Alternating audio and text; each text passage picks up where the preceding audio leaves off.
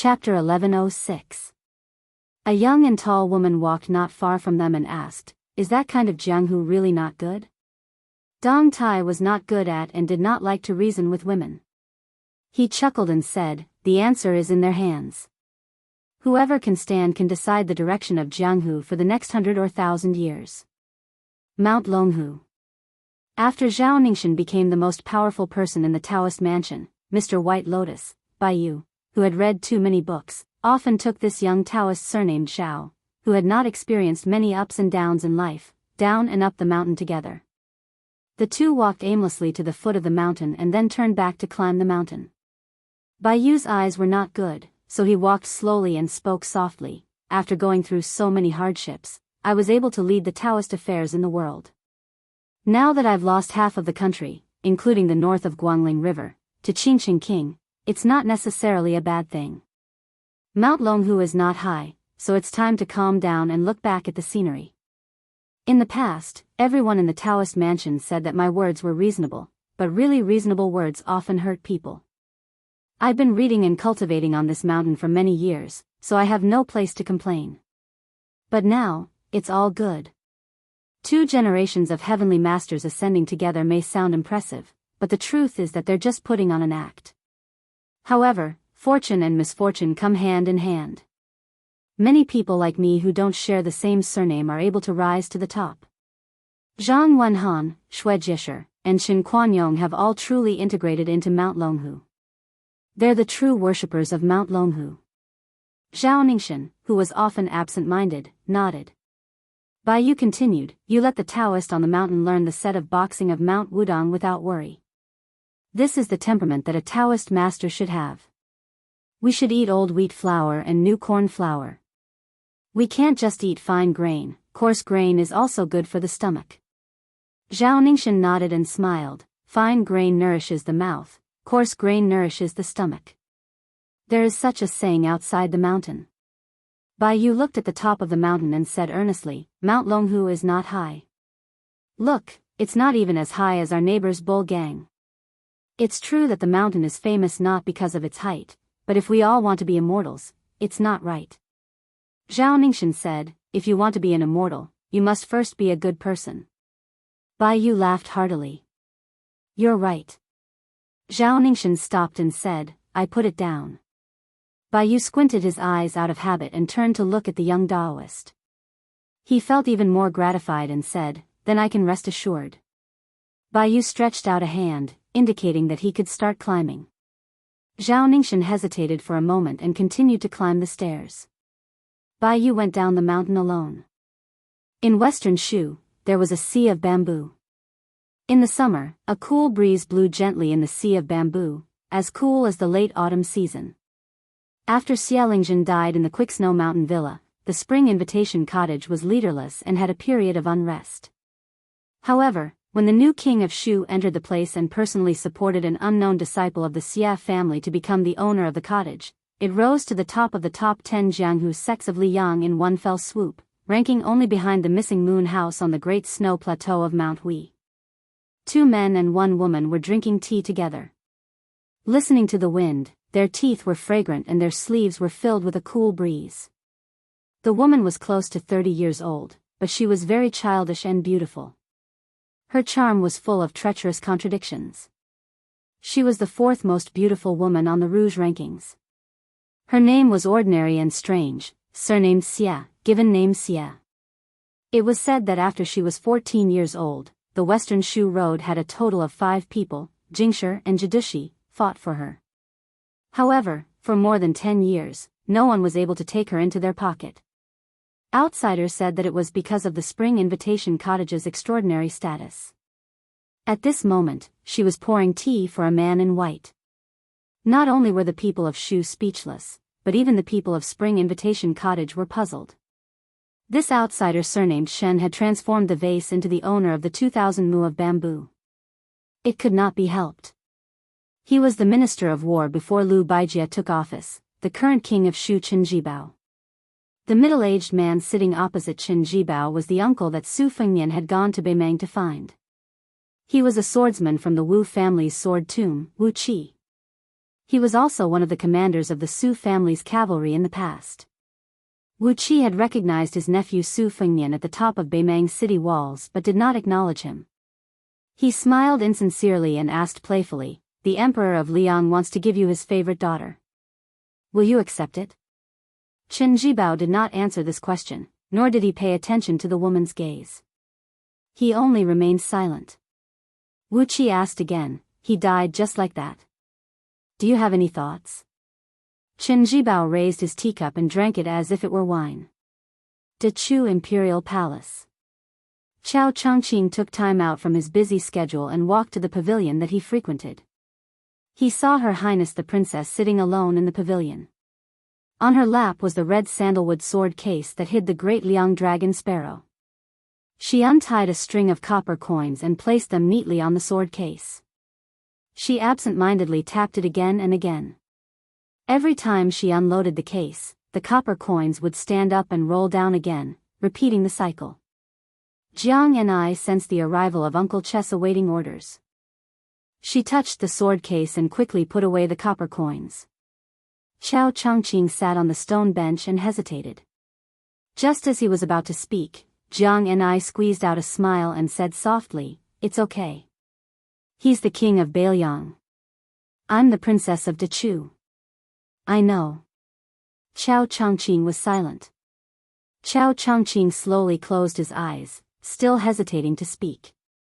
Jiang and I clenched the copper coins and muttered to herself, "A scourge lives for 1,000 years." Qiao Chongqing opened his eyes and sighed, "If only it was a little later." The northern Mang's royal tents that stretched as far as a majestic city were moved to the southern dynasty. Just like before, the northern Mang empress continued to discuss matters in the ash painting that had been passed down from generation to generation. After the discussion was over, the northern Mang empress asked Dong Zhuo and Hong Jingyan, these two new and powerful military nobles, to stay behind. She smiled and asked, "In the past 1,000 years, who could be said to be the pinnacle of martial arts?" Hong Jingyan bowed and replied, 800 years ago, there was the unknown master behind the great Qin emperor. Between 700 and 500 years ago, it was Lu Dongxian who could be considered invincible. 400 years ago, it was Gao Shulu. 100 years ago, Lu Songtao was only half a master. Next is the current Wang Xianji. When these 4.5 masters were alive, there was rarely another master who was on par with them. Even if there was a master beyond this world, they had never fought. For example, Wang Xianji and Qi Xuanjun. The Empress of Beimang laughed. This time, Wang Xianji used Su Fengnian as an example. Is it using a butcher's knife to kill a chicken, or is it a great phenomenon that hasn't happened in 1,000 years? Hong Jingyan whispered, "The odds are 9 to 1. The old woman said, "Then it's a narrow escape." Dong Zhuo, who had been standing beside Hong Jingyan all this time, didn't reply. He waited until the tent was completely silent before he said with a gloating expression, "It's good that they're dead. They didn't even need a single soldier and half of Li Yang's northwest gate has already collapsed. When the news reaches here, Hong Jingyan, do you want to have a competition to see who's faster?" Hong Jingyan completely ignored this fat man. The Empress waved her hand. The two of them walked out of the tent at the same time, one on the left and one on the right. The old woman smiled. "Father and son, are you going to meet so soon?" At the peak of Zhulu Mountain. A white dress versus a red dress. The woman in white sat on the stone steps at the top. She raised a wine pot and drank wine without any worry between her eyebrows. For some reason, the otherworldly item in the red dress was facing the white dress Luo Yang. Luo Yang said indifferently, "It's okay. No one in the world believes him, but I do." Luo Yang suddenly stood up and raised her arm. She smiled knowingly and said, "I won't change for 800 years. Chapter 1107. Su Fengnian had Gao Shulu's physique, and with the help of Lu Haoshi and Song Nianqing's last strike, his steps grew larger and larger. In the last step, he crossed a distance of several hundred feet and crashed into Wang Xianji. Wang Xianji took a large step forward, as if she didn't care too much about it. She faced the man and the sword with a simple punch, and her strength was enough to defeat 10 people. Two majestic auras collided with each other, and the heavens and earth rang with the solemn sound of a yellow bell. In the blink of an eye, Su Fengnian crashed into Wang Xianji with his shoulder, while Wang Xianji's fist landed on Su Fengnian's forehead. Wang Xianji had been blocking the waves of the East Sea year after year, and she was still able to remain unscathed. However, this time, her feet sank into the yellow sand and she slid back a distance of 16 to 17 feet. Su Fengnian didn't have it easy either. He was hit in the forehead between his eyebrows. He staggered about a foot above the ground, but he still maintained his posture of riding the wind. The distance he retreated was roughly the same as Wang Xianji's. Both sides did not wait for the bell's momentum to completely remove the embers left on their bodies, and they began to collide for the second time. This time, it was the elbows that collided first, and Wang Xianji pushed her palm upwards, hitting Su Fengnian's chest. Su Fengnian slapped down on Wang Xianji's head. Su Fengnian's body surged, and finally stopped in the air 80 to 90 feet away. His sleeves fluttered slightly, as if he was an immortal ascending to the heavens. Wang Xianji did not retreat, but her knees sank into the sand. She raised her head and looked at the calm young man. The hemp-clothed old man did not say anything. When he reached the top of the world, his heart was like an ancient well without ripples. He had waited bitterly for so many years, and he no longer had the feeling of breaking a wooden horse or ox with his finger. It was a mixture of surprise and joy, and it was truly like drinking wine. Wang Xianji brushed her sleeves and smiled for no reason. After reaching the first rank, when fighting with the same level, especially with the masters of the Vajra realm, the body and aura would merge into one. It was often the process of tearing apart one's clothes and armor. Only by removing the aura around the body could one destroy the body's muscles and bones. However, this kid was as confident as him, almost to the point of conceit.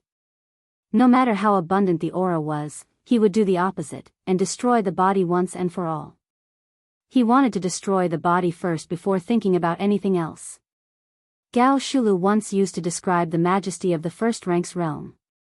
Most martial artists in the future were obsessed with the protection brought by their aura, like the officials who found a big backer and a protective talisman, their path was smooth sailing. As time, they forgot how to persist and how to self-reliance Was it the finger, or the celestial phenomenon and the celestial,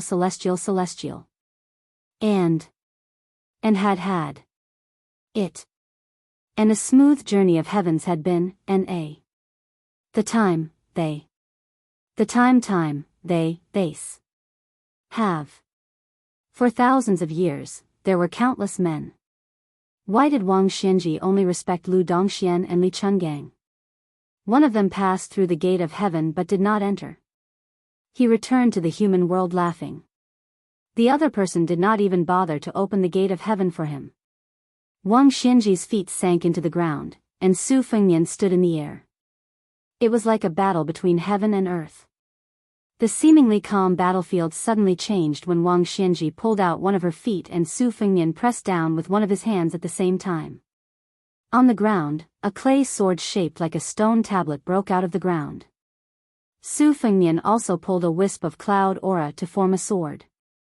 Wang Xianji held the clay sword in her hand and leaped up. Su Fengnian reached out to grab the cloud aura sword, and his body suddenly dropped down. In the third confrontation, the two still chose to fight head-on without any fancy thoughts. The clay tablet smashed into Su Fengnian's chest inch by inch, and the cloud aura also shattered inch by inch on Wang Xianji's chest. When the dust of the clay tablet settled and the cloud aura dispersed, the number 1 in the world and the number 6 in the world punched left fist against right fist. Their fists collided violently, but their bodies did not move an inch, and there was a moment of silence that defied common sense. However, ripples appeared on Wang Xianji's and Su Fengnian's robes. The two's hands that were controlling their swords were not willing to fall behind, and they clenched their fists and collided again. Within a radius of several miles, the ground shook violently, and the cloud aura rolled. Wang Xianji was pushed back to the ground. When she landed, she swung her arm and threw out a punch. The incomparably fierce fist aura tore several yellow flood dragons from the ground and attacked Su Fengnian together. Even if Su Fengnian had Gao Shulu's physique, he could still control the mysterious finger sword chi with his mind. However, his soul was lacking, so he did not have the heavenly phenomenon realm. He could only cross his arms in front of his chest in the air, relying on his body that was even stronger than the invincible Vajra body of Buddhism to block that fist aura. Afterward, a few flood dragons formed from yellow sand and soil took advantage of this opportunity to attack. Su Fengnian pulled back his left hand and grabbed a flood dragon's neck, killing it quickly. The yellow sand scattered like rain. He stepped on the head of the flood dragon and pushed it back to the ground. The corpse, or corpse chi, showed signs of collapsing like a dead snake on the ground. Wang Xianji did not show any mercy after gaining the upper hand. She walked on the ground step by step, and constantly punched towards the sky. The white fist aura and the yellow dragon shot towards the young lord standing under the clouds together. The earth emits murderous intent, and the dragon and snake rise from the land. Su Fengnian took a deep breath, and a purple golden mark between his eyebrows shone brightly. Instead of dodging, he looked like he was seeking his own death. He actively looked for the white fist aura to smash or cut it off. His feet were like walking on the ground, and he stepped on the yellow dragon again and again. If someone was lucky enough to watch the battle from afar, they would definitely be shocked by the terrifying phenomenon. On the ground, there were constantly white rainbows piercing through the sky, and countless yellow dragons flew up one after another, as if they were roaring at the legendary heavenly court. And the white robe in the sky seemed to be in a fit of pique. He wanted to kill all the white rainbows in the sky, and not let them turn into real dragons. This magnificent scene lasted for the time it took for an incense stick to burn, and the battlefield had also advanced for more than 10 miles. The road that Wang Xianji walked on was full of destruction. In the sky, the clouds and yellow sand were mixed together, and then they rustled and fell together. People like to use the difference between cloud and earth to describe the huge difference between the two, but at this time, the scene had already been blurred. Chapter 1108. Huang Longsher carried the girl far away to avoid being affected by the invisible killing intent. From time to time he would look back at the battlefield. The old man helped his daughter carry the sunflower and could not help but sigh with emotion. Jia Jejia in his arms still did not wake up. She just subconsciously hugged the sable hat, the beaded golden hairpin wrapped in the hat pocket. Huang Longsher did not stop walking, but he kept turning his head to look at the painting that was created by man. The long scroll slowly spread out in the world, it should not stop for a while. When it would end, only heaven knows. Huang Longsher was somewhat lost in thought. He muttered, Zhang Julu in the imperial court, Wang Xianji in Jianghu, there are two such figures, one is a roly-poly official, the other is an old fart, how can the others have a day of success? If anyone were to stand behind them, it would be a fact that made them feel despair just by thinking about it. The group of Spring of Yong Hui's achievements and knowledge are all excellent civil officials.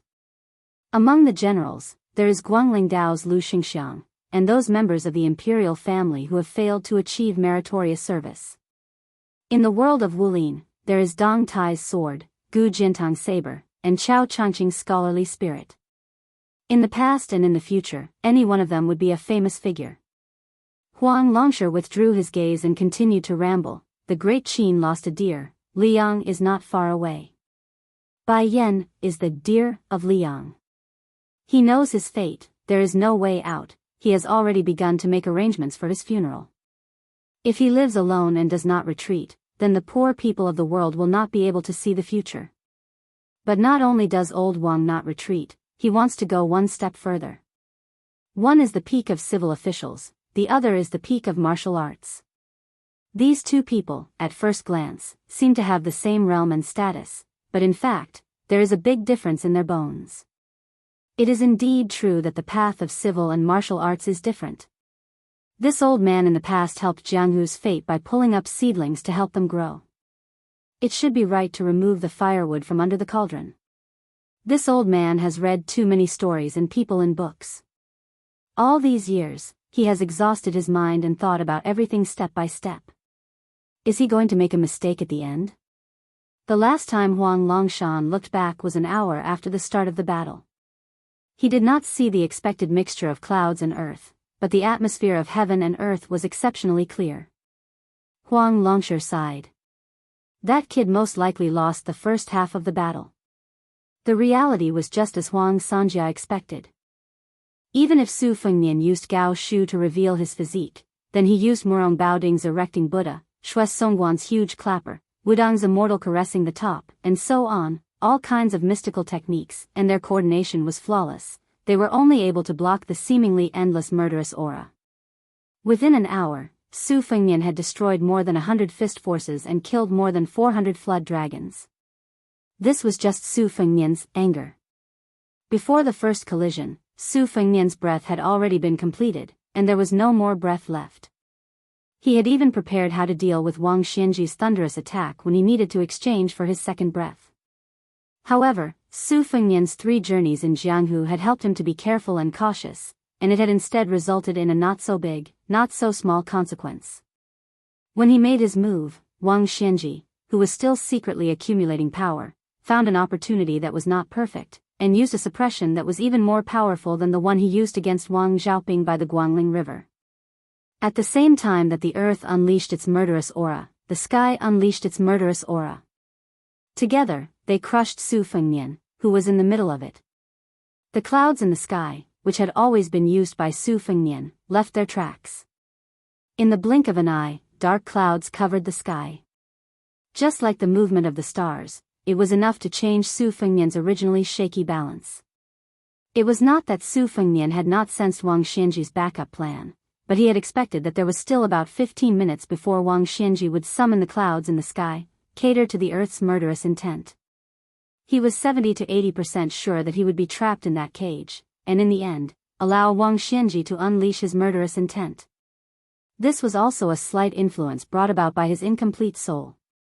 However, against Wang Xianji, this slight deviation was enough to put him in great danger. Wang Xianji raised an elbow, pressed his palms together, and twisted heavily. His palms then suddenly turned upside down. Wasn't the easiest thing in the world as easy as turning one's hand? Wang Xianji's lips curled into a cold smile, waiting to see. He did not think that killing a Su Fengnian, who only had the physique of Gao Shulu, would be difficult. When a person unleashed his murderous intent, the heavens and the earth were turned upside down.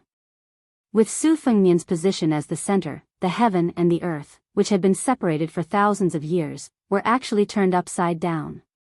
The earth was above, and the sky was below. Su Fengnian's misfortune was that he did not have any extra qi in his body, but the fortune in his misfortune also lay in this. Otherwise, even if Xianyuan Qingfeng and Lu Haoshi, these great celestial phenomenon experts, were present, their cultivation would also be turned into dust. When Wang Xianji attacked Wang Xiaoping, it could be said that he had only used a small part of his move. This was also reasonable. The original intention of this move was to deal with immortals like Qi Xuanjun. The essence of this move was to reverse karma. Not to mention the celestial phenomenon realm, the higher the cultivation of an earth immortal, the more severe the damage. Su Fengnian took advantage of the situation, and changed his standing position along with the heaven and earth that had been turned upside down. Between heaven and earth, one should be indomitable. If this was said to be an unattainable speech, it would not be suitable for everyone. However, Su Fengnian had never been so ambitious. He only felt that no matter who it was, as long as they stood in a position, they had to shoulder something. If it was an ordinary commoner, they had to shoulder the responsibility of their parents' retirement. If it was a descendant of an aristocratic family, they had to shoulder the family's legacy. If it was a court official, they had to shoulder the rise and fall of the world. Su Fengnian only remembered that he had promised Su Xiao on the carriage outside the North Pass that Su Xiao would leave behind the burden. He could bear it. Su Fengnian did indeed bear the weight of heaven and earth brought by Wang Xianji. Su Fengnian, who was standing upside down, gradually bent his knees. For the first time, the young vassal king, who had exposed his physique, showed a dispirited look. A trace of blood oozed out, not from his 7 orifices, but from between his eyebrows.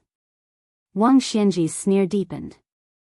When Su Fengnian was about to bear all the heaven's might, before he could break free from the cage by relying on his celestial being physique, the old man's figure flashed.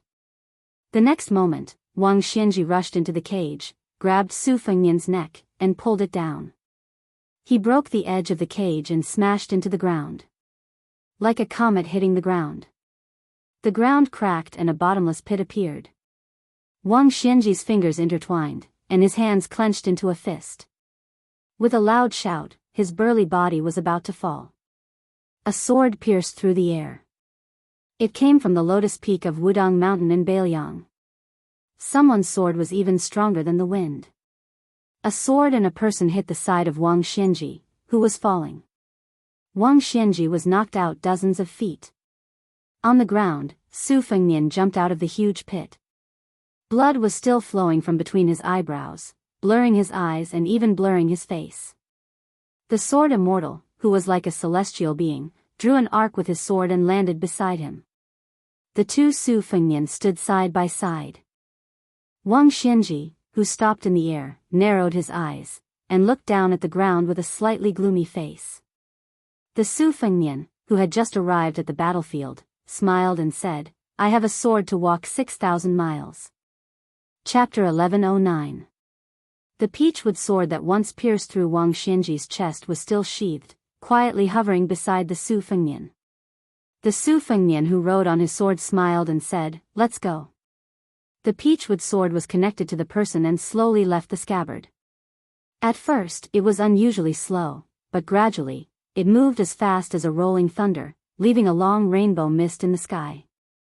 Even those who did not know martial arts could see it clearly. The foundation of this sword was like the old servant who lacked front teeth nicknamed Jianghu in Jianghu. He did not practice many sword moves because he thought he was clumsy. He was afraid of biting off more than he could chew, so he walked slowly and leisurely in Jianghu. It did not matter where he went as long as he did not miss the scenery along the way. When Jianghu struck, the peachwood sword disappeared without a trace. Wang Xianji, who was high above, flicked his finger several times. He was the Xuanlong Dianxue in the mysterious realm, but he could not break the Qi meridian that the sword traveled 6,000 miles. Wang Xianji did not want to waste his time. He stopped his finger but did not hurry to withdraw it. He was like an imperial scholar who was trying to solve a question. Wang Xianji suddenly turned his head. At the same time, a wisp of sword qi brushed past his cheek, cutting off a few strands of the old man's snow-white hair. Wang Xianji did not strike his finger again. He remained motionless and then took a step back. A wisp of sword qi flew past his chest, cutting off some linen shreds. After that, Wang Xianji maintained the posture of bending his finger but occasionally moved his feet. Each time, he narrowly avoided the hidden sword qi. Wang Xianji was a little surprised. He had once faced the yellow formation map at the top of the martial emperor's city and was familiar with this sword. The 8-finger swords did not make him take it seriously. The 9th sword had indeed ruined his sleeves. Although it was only the celestial phenomenon sword, Jianzhuang's celestial phenomenon was very innovative. The origin of a normal celestial phenomenon master came from a good work of a sage. Generally speaking, if things are not balanced, they will sing. All things in the world, birds sang in spring, thunder shook summer, insects mourned in autumn, and the wind blew in winter. Therefore, scholars and officials often wrote poems. Since ancient times, the reason why swordsmen could dominate the world was that they could naturally use the sword in their hands to complain about injustice. Wang Xianji once told Chao Chongqing in private that he should give up the country and forget about his feelings and practice swordsmanship, and he would be able to become a saint early. Jianzhuang's 9th sword had clearly crossed the threshold of heavenly phenomenon but had yet to reach the level of a sword immortal. Yet, it did not give off the slightest feeling of injustice. On the contrary, it had caught Wang Xianji off guard. Logically speaking, a good person with a gentle temperament would never be able to practice a good sword. This was the same principle as a scholar who was happy to see injustice in the mountains. It was the same principle with swordsmanship. The advantage lay in the profoundness of each move and the emergence of one strange force after another. The sword's current style was also eccentric. After the move, there was no grand sword momentum like dark clouds. Instead, it was tirelessly swinging the sword back and forth. It was full of the earthly atmosphere, like dogs barking and chickens crying. It was like neighbors quarreling, but because of their relationship, they only used their mouths and not their hands. It gave people the feeling that it was noisy and annoying. This new sword was only slightly different from the old sword that Jian Zhuohuang had handed over. It was in that the latter was more skillful and crafty. Immortals rode on their swords in the wind and frosted 19 provinces in one night. This saying was used to describe the swiftness of sword immortals. The peachwood sword flew around Wang Xinji. It was unknown how long it had traveled. A few hundred miles? 1,000 miles? Wang Xinji knew. She had already wandered unscrupulously around him for a full 3,000 miles. The furthest she went was 9 miles. The closest she went was naturally brushing past him. She went back and forth tirelessly. Sometimes she drew an arc to escape for more than 100 feet, and sometimes she flew in a straight line for 3 to 4 miles. There was no pattern and no trace. Wang Xinji was still waiting. She was still bending her fingers without flicking them. Until the 7th time she missed the peachwood sword by a hair's breadth. After a short moment, she finally tapped her finger lightly. Her finger tapped the air, but suddenly there was a very subtle sound of metal colliding with stone in front of Wang Xinji. The further she was from Wang Xinji, the louder the sound became. 6 miles away, the peachwood sword, which was made of ordinary material but had caused Wang Xinji great trouble, exploded in midair with a bang, turning into a pile of wood chips. Su Fengnian waved his hand. The chips returned from afar, condensed into a sword, and gently returned to the scabbard. After returning to the scabbard, the sword dissipated again. The scabbard was the tomb of the sword. Su Fengnian inserted the scabbard into the yellow sand by his feet. Clearly, he had decided not to use it again. Old Huang was never one to talk about fancy principles. He couldn't say something like, "Where my heart is at ease is my home." He only knew one thing: he was an old man who had left his hometown. Wherever he could sleep comfortably was where his home was. As long as he could sleep comfortably in the simple and crude room next to the stable on Mount Qingliang, that would be his home. Lying on a pillow, thinking about the few jars of old wine under the bed, he didn't lack anything and didn't need to think too much. Therefore, old Huang's sword was fearless when it left the scabbard, and he had no regrets when it returned to the scabbard. Therefore, on his last trip to the Jianghu with his sword, returning the sword to the scabbard was like returning home. Swordsmen of my generation were not afraid of death. They didn't hesitate to break their beloved sword. Su Fengnian, who only occupied 1 spiritual and 2 physical forms, said softly, "After Saber 9, it should be Saber 10. He extended a hand and put 2 fingers together. With a gentle swipe, a long saber formed from purplish gold energy appeared under his fingers. It was shaped like a new 6th-generation Bailiang saber. It was not recorded in the Orthodox Taoist scriptures that living people had 3 spiritual and 7 physical forms. People were skeptical. However, Su Fengnian, who had withstood Wang Xinji's heaven and earth pressure, was extremely certain. Apart from his living body, he was only left with 1 physical form, filth remover. The 3 spiritual and 6 physical forms that the other 3 possessed were each in their own dreams. Su Fengnian squatted beside the pit. When another version of himself appeared, he did not watch the battle. Instead, he squatted down and hurriedly took in deep breaths to cleanse and remove the turbid energy in his body. Gao Shulu's physique was originally a pure body. Wang Xinji's shrewdness was to see through his filth remover with a glance. Under the overturning of heaven and earth, she forcefully stuffed him with countless amounts of filth. Gao Shulu's vigorous physique could almost ignore ordinary injuries. His recovery speed was so fast that it was beyond the reach of ordinary Vajra realm cultivators. Even if his internal organs were destroyed or even his heart was pierced, he could still defy heaven and continue to live for a few hours. Chapter 11:10. The squatting Su Fengnian was surrounded by black qi. He stared intently at the cracks on the edge of the crater. A small clue revealed the general situation. After Su Fengnian became the sixth in the world, many outsiders began to study the martial arts process of this new Prince Liang. Most were surprised by Su Fengnian's secret learning. They didn't know that after his battle with Luo Yang in Dongtai, in order to understand the sword intent in Beimang's Dunhuang city, he had memorized the small cracks created by the flying swords of both sides. They also didn't know how much effort he had put into controlling Lu Hao's entry into the city and Song Nianqing's stagger. And after the peach-wood sword that could be considered Wang Xiaoping's relic returned to the top of Lotus Peak, it wasn't to indirectly impart the sword intent, but to search for clues, to investigate Wang Xianji's unique qi circulation.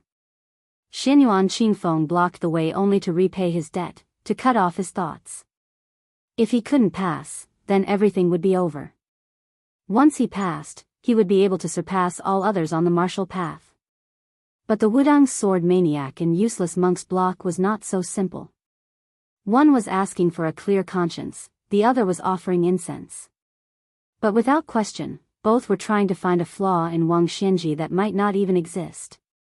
Other than Miss Haha, who was originally unexpected, it was Su Yanbing's turn to block Wang Xianji's path single-handedly. He was definitely prepared to die. This man had once joked that even if Su Yanbing died in Beiliang, the king of Beiliang must die. The words that came out of his mouth were definitely not a joke. Crouching down, Su Fengnian didn't bother to wipe away the bloodstains on his face. Actually, when he had withstood the pressure of the world, the boots that had touched the ground had long been worn away. His feet were badly mangled. At that time, when he tilted his head and slant his shoulders had also been worn to the bone. However, after being thrown to the ground by Wang Xianji, these injuries healed at a speed visible to the naked eye. However, the torn clothes and bottomless boots on his shoulders were proof of the dangerous situation at that moment. How many people could make Su Fengnian, who was now strong enough to dominate both the separation Sun and northern Mang Jianghu, suffer such heavy injuries? Other than Wang Xianji, who had not used all her strength, there were only Tuoba Bodhisattva and Dong Tai, who wanted to fight to the death. Su Fengnian continued to stare at the cracks on the ground. Only when his vision was blocked by the blood did he raise his arm and carelessly wipe away the thick blood on his face from between his eyebrows. Standing, Su Fengnian held the hilt of his saber and looked down at the extraordinary Beiliang saber. He said to himself, this saber should have been for Zhao Huangchao. He closed his eyes and took a big step back. His right hand opened in front of him, and his left hand held the saber behind him. The wind and clouds surged, and the yellow sand floated. Su Fengnian finally stood up from his squatting position, as if he wanted to witness himself wielding the saber. He pressed a finger between his eyebrows. The blood was blocked, but it still seeped through the gaps between his fingers. The face that Beiliang's old man said was very similar to the princess's face, flowed down in a zigzag way. He wielded the saber. First, there was the continuous sound of thunder. Then, the gang qi of the saber tore the sky in a line. This was a saber move that Su Fengnian had comprehended on his own. The first half of the saber move came from observing the Guangling River's tide from a close distance. Before the head of the tide could be seen, the sound of the tide was like thunder piercing one's ears. Only after that could one see the misty river, the head of the tide gradually rising, like a row of majestic snowy mountains cascading down from Mount Kunlun. The second half of the move was more spiritual. It came from when he was in an out-of-body state. He saw the stirring and stirring battle at the western wall with his own eyes. White clothes and white mourning clothes beat the war drums, and a few people led their horses back in armor. Then, there was this saber move that had never been seen before. Old Huang did not know how to name the move, and Su Fengnian did not even have the time to name it. This saber move was like a freehand splashing ink on paper. The saber blade was the tip of the brush, and the ink spilled out in a huge arc. Wang Xianji did not dodge. She pressed her hands on the top of the arc of Gang Qi. She was brought up to the sky by the saber arc until she disappeared into the clouds. Even higher up where Wang Xianji stopped, the stellar energy that had been cut through did not dissipate into the 9 heavens. Instead, like the Guangling River surging past a line of waves, it formed an even more majestic returning tide in the old salt storehouse. The tide poured down majestically from the sky. Since Wang Xinji smashed Su Fengnian into the ground after showing her killing intent again and again, it was only right to reciprocate politeness. Su Fengnian did not wait for Wang Xinji to break the waterfall of Gangqi. Instead, he took out a Biyao saber. It was simple and heavy. It was the Su family's first-generation saber. Su Zhao's troops went south all the way. He crossed the river to the south time and time again. He fought to the death time and time again. He narrowly escaped death time and time again. He was laughed at by outsiders. He was mocked as a mad dog willing to bite people without the mercy of the Liang imperial court. Su Zhao never opened his mouth to argue with anyone. He also never explained anything to his eldest son, Su Fengnian. Su Fengnian only knew the answer when he was in a trance. Su Zhao had always been a pawn crossing the river in precarious times. He did not want to die, but he was not afraid of death either. Who cares about your mother's world structure? Who cares about your mother's emperors? Who cares about your mother's chessboard rules? Su Fengnian took a step forward with the saber in hand. He pointed the tip of the saber upward at Wang Xinji, who was in the clouds. He whispered softly, "Cross the river." A black rainbow hung upside down from the ground. Wang Xinji, who was fighting against the inverted waterfall, was hit in the chest by the saber. The two Su Fengnian standing on the ground could see the black dot being slowly pressed down by the waterfall. Then, the saber violently slammed back into the distant dome. The Su Fengnian who had traveled through the black and white seasons sighed and said softly, "It's difficult." Su Fengnian nodded, but soon smiled and said, "But this time, the old man won't dare to only use 70 to 80% of his strength." Just as he finished speaking, a beam of light descended from the sky. The earth trembled with it. Wang Xinji was like a god of the heavenly court. He walked out of the heavenly gate and descended to the world. A fist-sized wound appeared on the chest of the hemp-clothed old man. Even though the body of this world's most powerful man was not inferior to that of Gao Shulu, who had been at her peak for 400 years, there were still no signs of recovery. There were sprouts in his flesh. The scene was strange. They suddenly grew and suddenly died. What was even more mysterious was that after Wang Xinji was knocked into the clouds, he actually dragged down a bolt of lightning as long as a spear. Wang Xinji, whose shoulders were severely damaged, asked with a cold expression, "Is that all you've got?" Who in the world could be a match for this martial artist who was probably above the celestial beings? How could he kill him if he won? Moreover, Su Fengnian most likely would not be able to wait until the last pair of spirits who had not returned from their long journey. Chapter 11:11. Su Fengnian, who only had one spirit of filth removal left, had stopped the bleeding between his eyebrows. The Su Fengnian beside him, who had just returned from an out-of-body state, had one spirit and two spirits. Although he still lacked 2 spirits and 4 spirits, he was still able to hurt Wang Xinji. Su Fengnian didn't think he was weak. However, arguing with Wang Xinji was useless. Therefore, facing Wang Xinji's question, he didn't argue with this angry old man. Instead, he just repaired the body gifted by Gao Shulu. Wang Xinji sneered, "So you don't have any last words?" Su Fengnian stretched out his hands and covered his face, wiping off the blood with his 10 fingers. His eyes were clear. Wang Xinji said the word, "Good," heavily. Then, Su Fengnian, who had just returned on his sword, saw Wang Xinji step out and throw out the long spear made of thunder and lightning from the sky. However, when he saw this scene, Su Fengnian, who had a physical body, had already been sent flying backward, crashing to the ground 1,000 feet away. His uncontrollable body even bounced a little on the ground and continued to slide for over 100 feet before coming to a stop. Wang Xinji's move was so fast that Su Fengnian, who was still standing, could only see the residual shadow of Wang Xinji after throwing out the spear. Su Fengnian, who had fallen to the ground, slowly got up and bent over. His chest was badly mutilated, with white thunder and lightning twirling around and sizzling. When Su Fengnian reached out his hand, countless thin red threads and red snakes swam out of his arm. When Su Fengnian's fingers touched them, the red threads and the white lightning died together.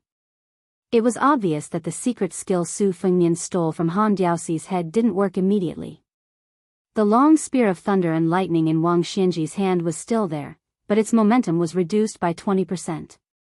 Another footprint appeared in the sand in front of the old man. Su Fengnian, who had just stood up, was hit by the lightning spear again. However, he wasn't knocked down this time. He tilted his head back slightly and held a piece of thunder and lightning in his hands to prevent it from stabbing his neck. Then he stepped back lightly on the ground. The first time, he deliberately opened his door and took the thunder strike because Su Fengnian wanted to learn more about Wang Xianji's qi flow with the help of Gao Shulu's pure body. Since Wang Xianji's second spear was the same, there was no need to take all the attacks as before. The footprint in front of Wang Xianji was getting deeper and deeper, and the gap between throwing the spear was getting shorter and shorter. In the distance, Su Fengnian could only retreat again and again. He retreated 8 times in a row and used the nameless fist technique taught by Wudong Su Fengnian for the last time. His waist was like an axle, and his body was in a circle. His hands followed Su Fengnian's body and moved around in circles. When Su Fengnian finally stood still, his spine was straight and his back was not hunched. His hands gently swayed up and down. A few inches above his palms, there was a ball of thunder and lightning that rose and fell. They looked playful and light, but it was easy to underestimate the power of thunder and lightning contained in them. Su Fengnian's hands moved in an arc, and the 2 snow-white balls of thunder and lightning merged into one and gradually dissipated in front of him. At the same time, Su Fengnian, who had returned from the black and white spring-autumn, had a drastic change in expression. He began to turn around and rush toward himself. The 9th footprint appeared in front of Wang Xianji, who only had 3 feet of thunder and lightning left in her hands. Before Su Fengnian's soul was about to crash into Su Fengnian's body, Wang Xianji had already closed in on the ladder. She took the initiative to make a move, but it was unknown whether it was a spear or a sword. The 3 feet of thunder and lightning instantly pierced through Su Fengnian's body like a knife cutting through tofu. Wang Xianji's right hand held the 3 feet of thunder and lightning that had successfully broken through Su Fengnian's body. She suddenly lifted it up and lifted Su Fengnian's entire body into the air. The next scene was puzzling. Before Wang Xianji could pull out the thunder and lightning, Su Fengnian took the lead. His hands pressed down on the immortal weapon that seemed to have come from the 9th heaven, and he kicked Wang Xianji's shoulder. His body floated 2 feet away and staggered. Not only did he not take the opportunity to pull out the thunder and lightning, but he also fiercely slapped it and took the initiative to pierce through Wang Xianji's body. Wang Xianji did not take advantage of the victory to pursue an attack. He stood in place and nodded. For the first time, he showed a bit of appreciation. If he had pulled out the thunder and lightning, then this kid would have suffered the first 8 spears and the last sword for nothing. The 8 spears were just a smokescreen. The key was the sword that Wang Xianji had just created. Originally, he wanted to give it to Dong Tai, who had just returned from a visit to immortality. Everyone in the world used the 3-foot sword to describe a long sword, and his sword move was called 3 feet. The superior way of the sword always emphasized the idea rather than the technique, and the deep meaning of 3 feet naturally lay in the 3 feet. If Su Fengnian had pulled out the thunder and lightning to lessen his injuries, he naturally would not have understood the profound meaning. However, even if he understood the meaning of 3 feet sword, what could he do? Even if he, Wang Xianji, was only a swordsman, he still had 4 sword moves that were no less than 3 feet. The reason why he chose this move was that since Su Fengnian had injured him with a single strike, he wanted an eye for an eye. Even if the size of the wound was the same, it had to be exactly the same. As for the other 4 earth immortal swords, Wang Xianji's original intention was to kill 1,000 horsemen with 1 strike, and the imperial court was nothing to him. Wang Xianji was born in a poor family. At that time, it was far from the current Liang imperial court, where all rivers flowed into the sea. He was truly from a poor family with no noble children. He still remembered that after he abandoned literature to practice martial arts, after going through many hardships, he finally learned a rough lightness skill for the first time. However, he did not dare to show his skills in the streets, so he could only experience the feeling of flying on the grass in the wilderness and stepping on the snow without leaving a trace. When he was exhausted, he used the heaven and earth as his bed and blanket, and casually lay down on the grass or the snow. He still remembered the smell of mud and grass and the cold feeling of washing his face with snow. Later on, by chance, he switched to practicing swordsmanship midway. When the sword produced sword chi, the ecstasy at that time was still fresh in his memory, no matter how many years had passed. After that, step by step, he stood at the peak of martial arts, overlooking the world and flying with the wind. When he looked around, there was no one to stand shoulder to shoulder with, so there were not many things worth remembering. The two Su Fengnian stood together, but their souls did not merge into one. This was because Wang Xianji's sword had injured the qi far more than the body. Since Gao Shulu's body could still withstand it, there was no need to draw legs on a snake. If they rashly merged into one, it would be like walking into a trap. Moreover, it would damage the originally invincible golden body that could be said to be free of filth. Wang Xianji's wound had already sprouted tender shoots all over the place. One after another, new muscles and bones were growing out. The injury on his chest was no longer shocking. It was now the Su Fengnian's turn to suffer. The red snake struggled to cling onto him, but it was still unable to completely dispel the remaining thunder and lightning sword chi. Wang Xianji suddenly said, when this old man was still a scholar, he had a heart-to-heart talk with a senior scholar. He said something to him. Today, I'm afraid the senior's bones have already turned to dust in his grave, but this old man still remembers it. Instead of being recorded in the annals of history, it's better to be hanged at the gate of the country. But in those troubled times, this scholar died in the midst of the turmoil and chaos of war. He did not put his ambition into the imperial court, nor did he die a worthy death. When this old man heard the news of his death, when he went to collect his body, he simply dug it out from the hundreds of corpses lying on the ground by the roadside and hastily buried it. The long sword that this gentleman wore when he was alive was probably worth several dozen taels of silver, but it had long been taken away. The gentleman's remains were given to me as goods to exchange for official hats or wine money. When has Wang Xianji ever blocked the path of a younger generation? This old man oversaw the Eastern Sea. As long as he was alive, has there ever been a martial artist like Lu Songtao, who was confident in his backing and brought disaster to the world? The imperial court was powerful, with armor on their backs and cavalry galloping, while the common people were unarmed and defenseless.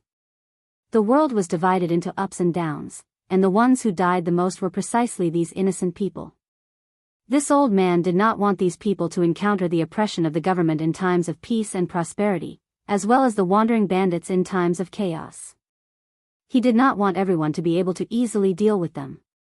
He only hoped that more people, when they were at the end of their rope, or even before death, would be able to take a step forward, instead of only being able to kneel down and kowtow to beg for mercy. Wang Xianji did not ask for much.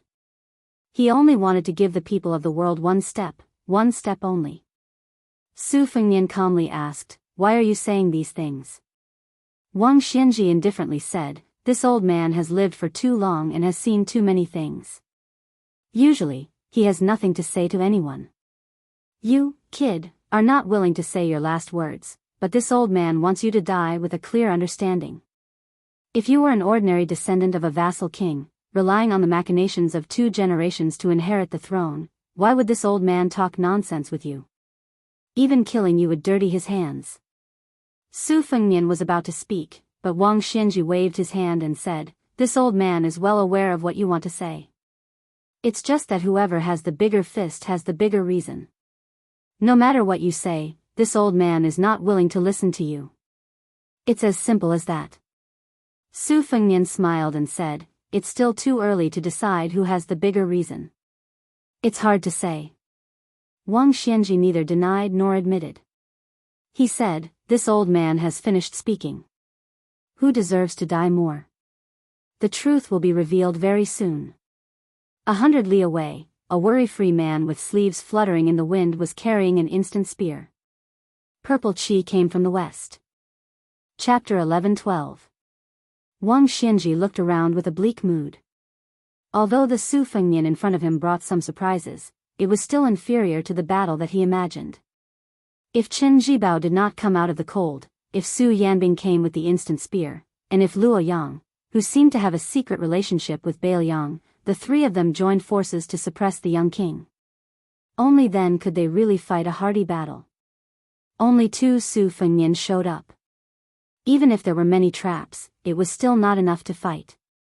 Su Fengnian looked up and saw that in the sky where Wang Xianji was standing, the wind was rolling and clouds were surging. Large pieces of colorful clouds were quickly gathering, like a huge brocade that was spread out by the immortals. In the priceless advice of the Danding sect of Taoism, there was a saying, 3 flowers at one's head and 5 cheese at one's origin. But the current scene was obviously far beyond this category. A sage who was both a wine immortal and a writer, and even a swordsman, once left a popular poem, Between the Clouds of the White Emperor, 1,000 miles of Jiangling returned in a day. The later generations often did not have deep feelings and did not know the true meaning of the poem. Su Fengnian sighed. Wang Xianji finally could not hold back and was ready to use his killing move. After killing people, he would open the gate of heaven. However, he would not fly to the heavenly court and become an immortal. Instead, he would guard the gate of heaven for the martial artists in the mortal world. Su Fengnian exhaled deeply. He was still not in a hurry to merge the out-of-body soul beside him with his body. Instead, he stood still and waited for Wang Xianji to reveal the truth and launch a thunderous attack. Wang Xianji took a deep breath. Her head of silver hair instantly turned dark green. She was originally a burly old man, but now she looked like a man in the prime of his life. Su Fengnian didn't admire the mysterious technique that turns something rotten into something magical. He gently closed his eyes, and a purple-gold radiance lingered on his face. After taking a deep breath, his sleeves swelled up, and he seemed to be in a trance, giving off a feeling of being detached from the world. This was the mnemonic of the Dehuang imperial court: don't care about the bustling city outside the door, close the door and face the mountain stream. Both offense and defense had their own wonders. In the blink of an eye, no less than 20 tall figures of Wang Xianji appeared between Su Fengnian and Wang Xianji. Their postures were slightly different, but they completely displayed Wang Xianji's charging momentum. This was the first time Su Fengnian was pushed back, and in one breath, he was pushed back more than 1,000 feet. During this distance, nearly 100 figures of Wang Xianji appeared. Su Fengnian seemed to have no power to fight back as he retreated a second time, retreating 150 feet. Wang Xianji became more and more courageous as he fought, and his figure became more and more complicated. On a line, there were more than 200 figures of Wang Xianji that did not dissipate in time. Su Fengnian, who was passively taking the beating, kept retreating. Relying on Gao Shulu's vigorous physique and the Dehuang imperial court's clumsiness, he did not show any signs of being defeated. However, if one looked closely, the human cat Han Diaoxi's red snake that was previously pierced by Wang Xianji's 3-inch thunderbolt had completely given up struggling. However, before the blood could seep out of the wound, it turned into a faint mist like boiling water poured on snow. On the contrary, it made Su Fengnian's clothes look clean. Wang Xianji did not stop punching. Even though she knew that Su Fengnian had the intention to use other people's stones to improve jade, Wang Xianji was very conceited. Even if Su Fengnian wanted to use his fist aura to train Gao Shulu's physique, which was not completely integrated, she could make him suffer. One of these punches would become the straw that broke the camel's back. On the straight line that cut 2 miles of the ground, more and more Wang Xianji appeared. It could be said that there were countless of them. Even if the experts of the 10 martial arts evaluators were to watch from the sidelines, their scalps would go numb. However, if Wang Xianji's disciple, the female Grandmaster Fist Master Linya, were present, she would be able to observe Wang Xianji's attacks with her own eyes. She would definitely be able to benefit greatly, and would be able to reach a higher level of enlightenment on the path of martial arts. This was because this was the world's most brilliant fist manual. Wang Xianji punched no less than 600 times. Su Fengnian did not refuse any of them and received more than 600 fist auras. Finally, a turning point came. The distance that had been constantly lengthening began to shorten for the first time. Because Wang Xianji's movements were too fast and her attacks were too fierce, Even though Su Fengnian had retreated for nearly 3 miles, not a sound was heard. Finally, a loud rumble exploded behind the old man in the distance. Perhaps this was what people were used to: first see the lightning, then listen to the thunder. The first drum of energy was strong, the second was weak, and the third was exhausted. This was the common sense of the world. However, at the end, the figure of Wang Xianji that stayed in the same place began to dissipate. It seemed that Wang Xianji's momentum could not continue to rise endlessly. Like a climber, after resting for a moment, she continued to climb. Moreover, she suddenly sped up her pace. Wang Xianji, who had been punching with one hand, punched out with both hands. The great drum momentum. Wang Xianji's fists hit Su Fengnian's arms, which were crisscrossing in defense. This beat of the drum sounded at the same time as the belated thunder of the fist aura behind him. Su Fengnian's body leaned back, his feet planted on the ground, and he slid backward at an angle. The second Wang Xianji at the beginning also began to dissipate. However, the original Wang Xianji that was facing Su Fengnian suddenly sped up. She raised her arm and heavily smashed down on Su Fengnian's chest. She punched Su Fengnian into the ground and then kicked Su Fengnian, who had bounced up from the ground, more than 100 feet away. Su Fengnian, whose body was more than a foot above the ground, stretched out his hands and hooked his fingers into the sand to stop his retreat. Chapter 11:13. During his second trip to Jianghu, the old man in the sheepskin fur coat had used no less than 100 two-sleeve green snakes to temper Su Fengnian's spirit. This was Li Chuangong's unique method of teaching. Later, after eating the purple gold bun given by the Beimang's grand preceptor Yuan Qingshan, Su Fengnian had also let Su Yanbing beat him with all his might to digest the purple gold qi brought by the bun. This kind of clumsy method was far from being a shortcut on the path of martial arts. As long as one could endure it, it would definitely be a path that could lay a solid foundation. In the world today, in terms of ferocity, be it Tuoba Bodhisattva's fists, Dong Tai's sword, or Gu Jintang's blade, none of them could compare to Wang Xianji's fists. After all, Su Fengnian had only received Gao Shulu's body for a short period of time. He did not have the time to completely transform it for his own use. Therefore, Wang Xianji's attacks became the best way to forge it. Every generation of Bailiang's blade had to be tempered thousands of times before it was forged. It was done. Su Fengnian's wounds healed by 70 to 80% in an instant. This was a subtle sign that the fire had reached the right level.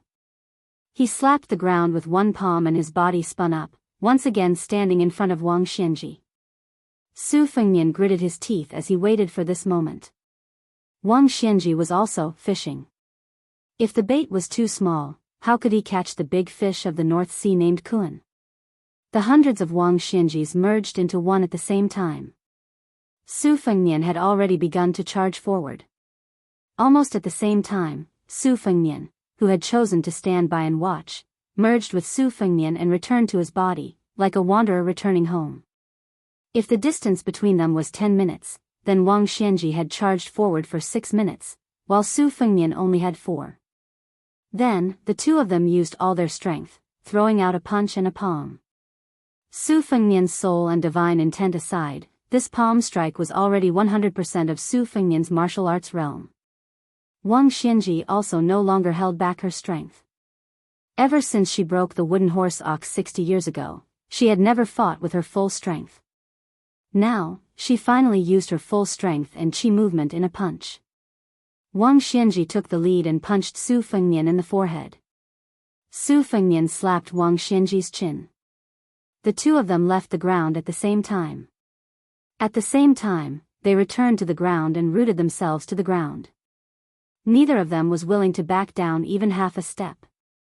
Su Fengnian's head swung back slightly.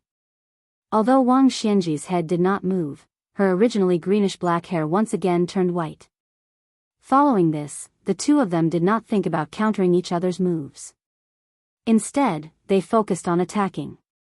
Su Fengnian was probably willing to sacrifice himself, while Wang Xianji was willing to sacrifice 800 of his own to kill 1,000 of his enemies. Wang Xianji's fist continued to land on Su Fengnian's forehead. Every time Su Fengnian's head swayed back, the amplitude increased.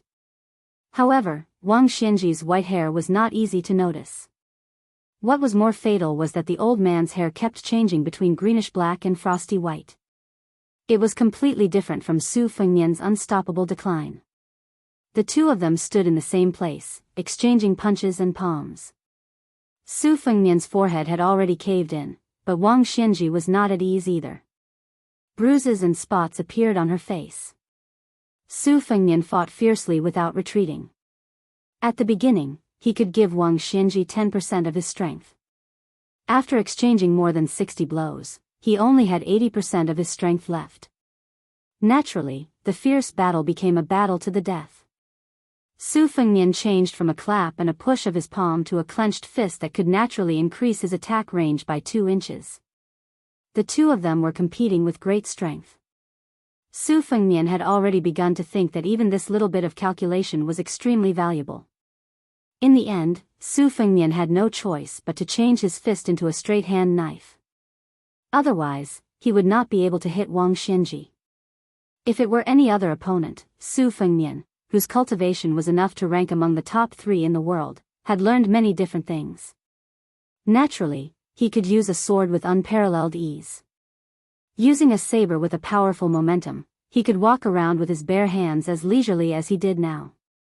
How could he be so petty and haggling over every detail like he was doing now? Wang Xianji had been punching from beginning to end. Above the two celestial beings, the colorful clouds were roiling, gathering and dispersing randomly.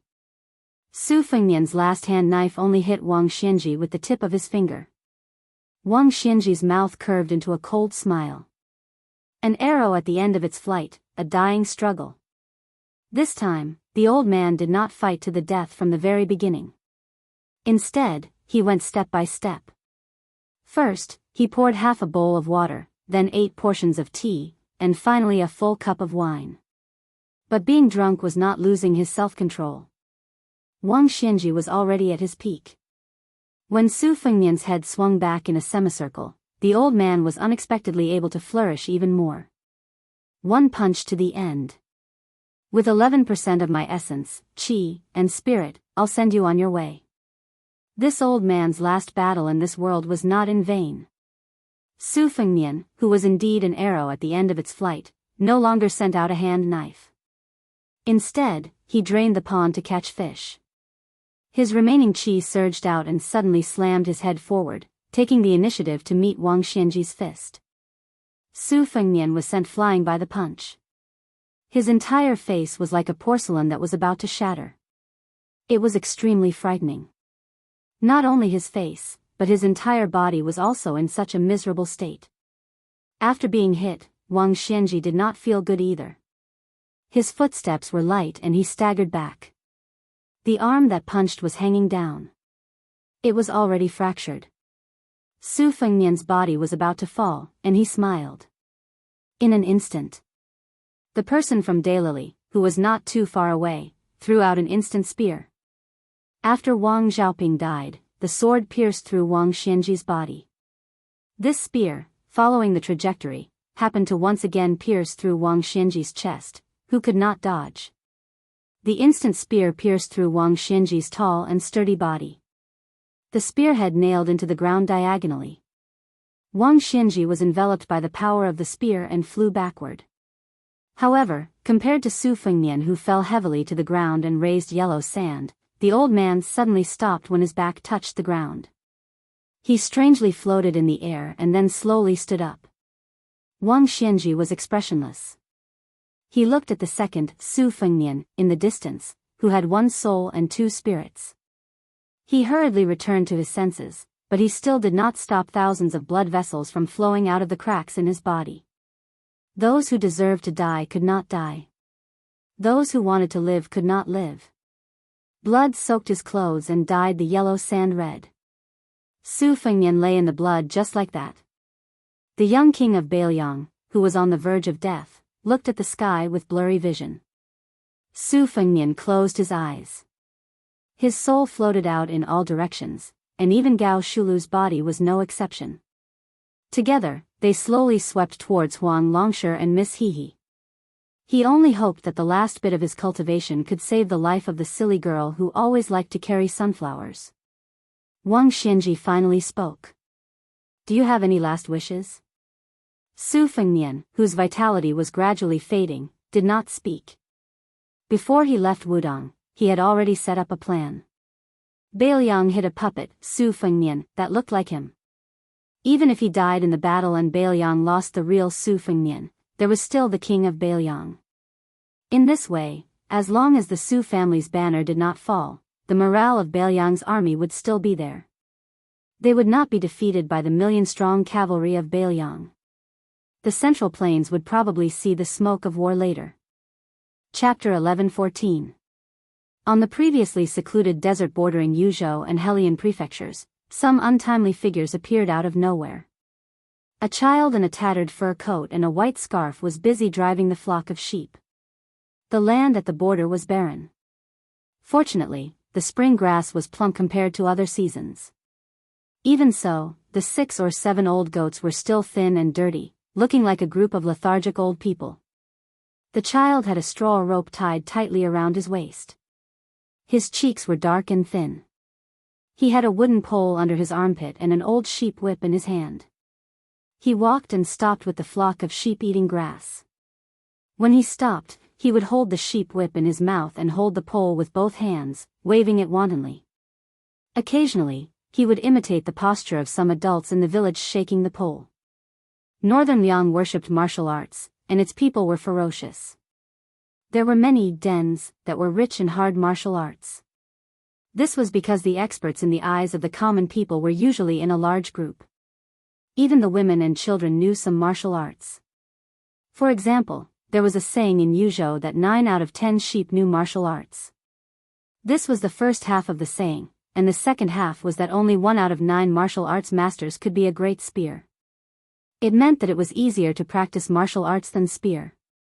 However, since ancient times, the poor studied while the rich practiced martial arts. Such a poor child would not be able to touch the threshold of spear arts in his lifetime.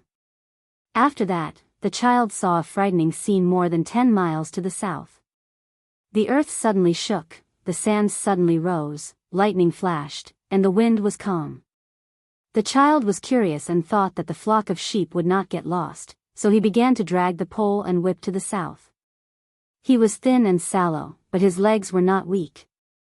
Bailiang was very cold. Children from poor families were really weak. They could not survive the winter and could not be lazy. Therefore, children who grew up eating sand in the northwest frontier fortress, no matter how short and thin they were, would definitely lose in a fierce fight with their peers in rich Jiangnan. The child ran to the south, bending his back and rushing forward. He was unusually fast. While running and taking a few breaths, there were inexplicable explosions not far away. It was human nature to seek advantages and avoid disadvantages. It was not that the child did not think of turning back, but there were a few times when his stubbornness overcame his timidity, and he gritted his teeth and continued running south. Just like that, the goat-herding child slowly approached the battlefield in a daze. Su Fengnian's soul floated over and found Huang Longshi and Miss Hehe. When the calculative Huang Sanja saw this scene, the old man holding Hehe could not help but be shocked and stunned. Was the most powerful vassal king in Liang really going to die like this? How many days had it been since he became the emperor of the Northwest? His way of dying was quite spectacular, fighting a battle to the death with Wang Xianji. However, the people of the world were fond of the 4 words, although defeated with honor, but they didn't like to die with honor. Huang Longshi sat cross-legged and gently held his silly daughter in his arms. He was a little emotional. In Tai and City, he did not predict the choice of the wooden sword ranger. This time, he also did not predict the choice of another young man. But no matter what, the boy named Su still came as promised.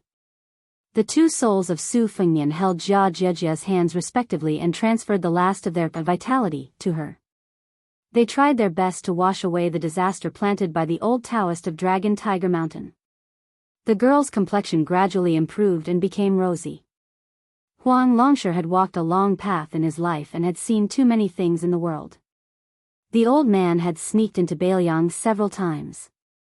Not only did he think that Chen Jibao was better than Su Fengmian, but he even appreciated Yuan Zuozong more than his royal highness who was rotten on the outside.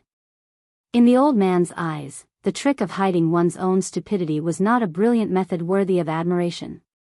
This boy was born noble, so what if he was cursed? It was his fate to be constantly assassinated. Speaking of miserable endings, the people in Xiangfan City who were cooked by their relatives, were they not miserable? When the country was destroyed and their families were in exile, those children who were sold by their cruel parents according to their weight were not miserable? More recently, the little girl in his arms also had a miserable life. All living things were bitter, and most of them were unspeakable. Even when Huang Longshi saw that Su Fengmian had resolutely descended the mountain to stop Wang Xianji without a perfect plan, he was only slightly surprised. He took it even more as a matter of course. This was something he owed to the daughter in his embrace in the first place. He even felt that this kid was extremely scheming, hoping that he, Huang Longshi, would lend a hand. Only when the situation was settled did Huang Longshi truly show some emotion. He asked softly, "You don't regret it?" Su Fengmian smiled and shook his head. Although he opened his mouth without saying anything, it was enough for Huang Longshan to know the general meaning. The reason why I rushed here was not only because of the agreement, but also because I knew that even if I tried my best, I couldn't beat that old man. Since one of us would die anyway, I might as well let one live. Senior, you don't have to think too much. The two of them asked and answered. Why didn't you hide in the army at the border and avoid fighting? No matter how powerful Wang Xianji was, he would have to kill until his hands were tired before he could see you. I did think of that. But if I did, the army that Biyao had worked so hard to gather would collapse. And if Wang Xianji chose to assassinate me in anger, I wouldn't be able to avoid it either. And if I was afraid of fighting, Gao Shulu's spirit would reject me even more. If I was caught by Wang Xianji, even if my third soul returned from a long journey, I would lose my foundation and would be doomed to die the moment I saw him. Rather than die a cowardly death, it would be better to have a proper fight. It would be best if he could survive. Even if he died, with Wang Xianji's magnanimity, she would not personally say that the new Prince Liang died at his hands. At that time, it would appear that I am a fake Prince Liang, and it would be useful. You're about to die, and you still want the Su family to continue guarding the northwest gate for the court? People speak the truth when they're about to die. It seems that in the past, this old man was measuring the stature of a gentleman with his own yardstick. Naturally, it's not guarding the gate for the emperor of the Zhao family. It's not even for the people of the Central Plains. It's just Su Zhao's family business. I promised him that I would take it. It's that simple. On top of that, it's a good thing if the South can suffer less and have fewer people die. First there was Chen Jibao, then there was Wang Xianji.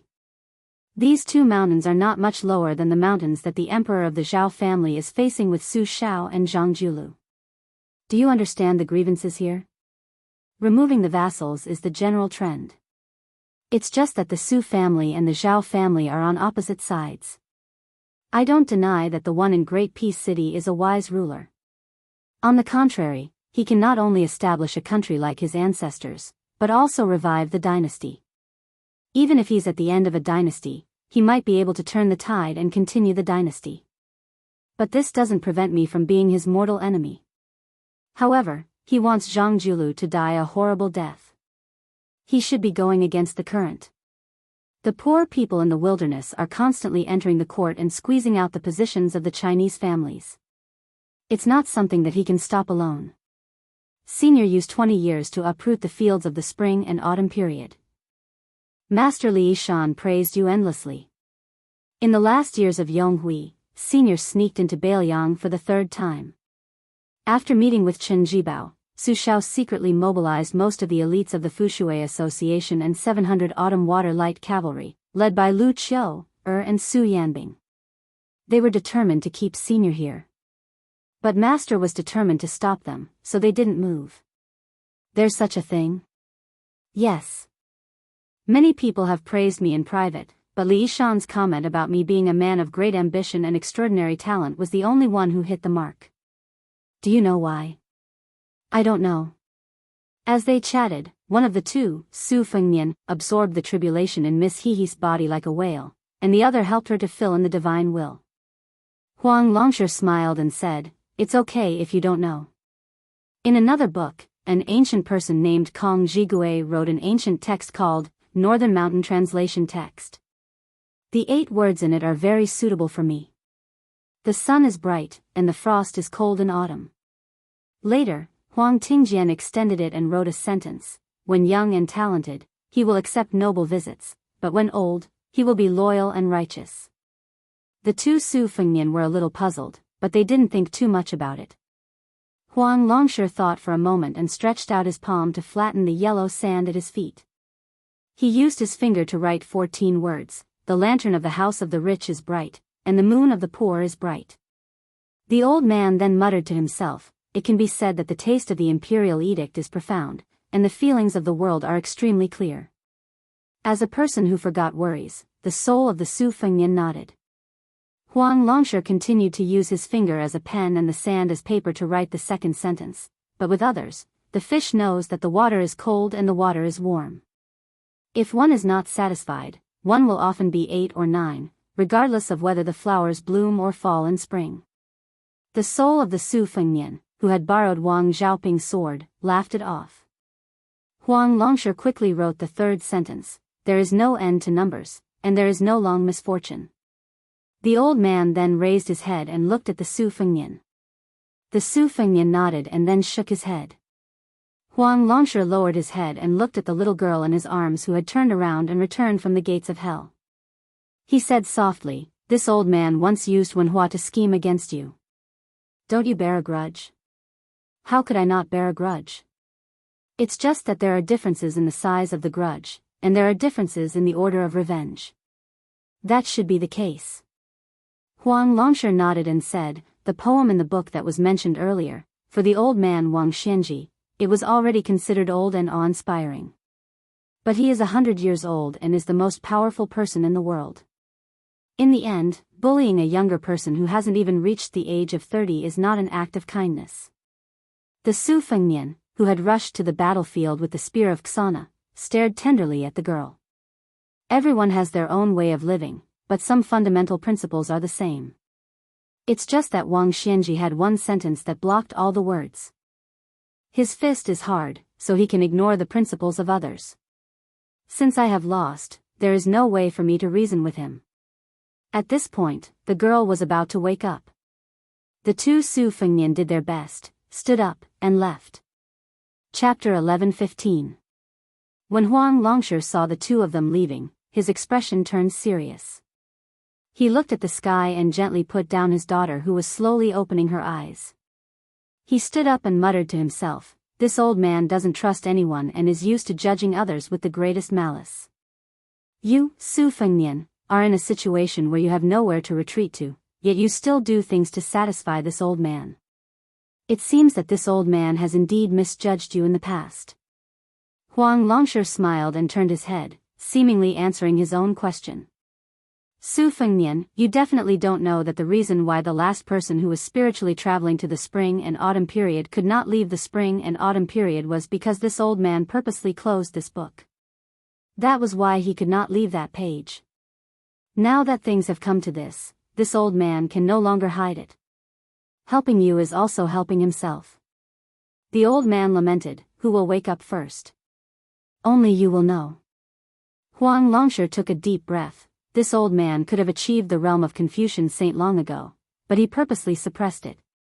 Otherwise, there wouldn't have been a fleeting Xianyuan Jingsheng after the spring and autumn period. This old man will give you a true carefree journey. Huang Longsher raised his arm, drew strokes, and pointed at it. He wrote 8 words.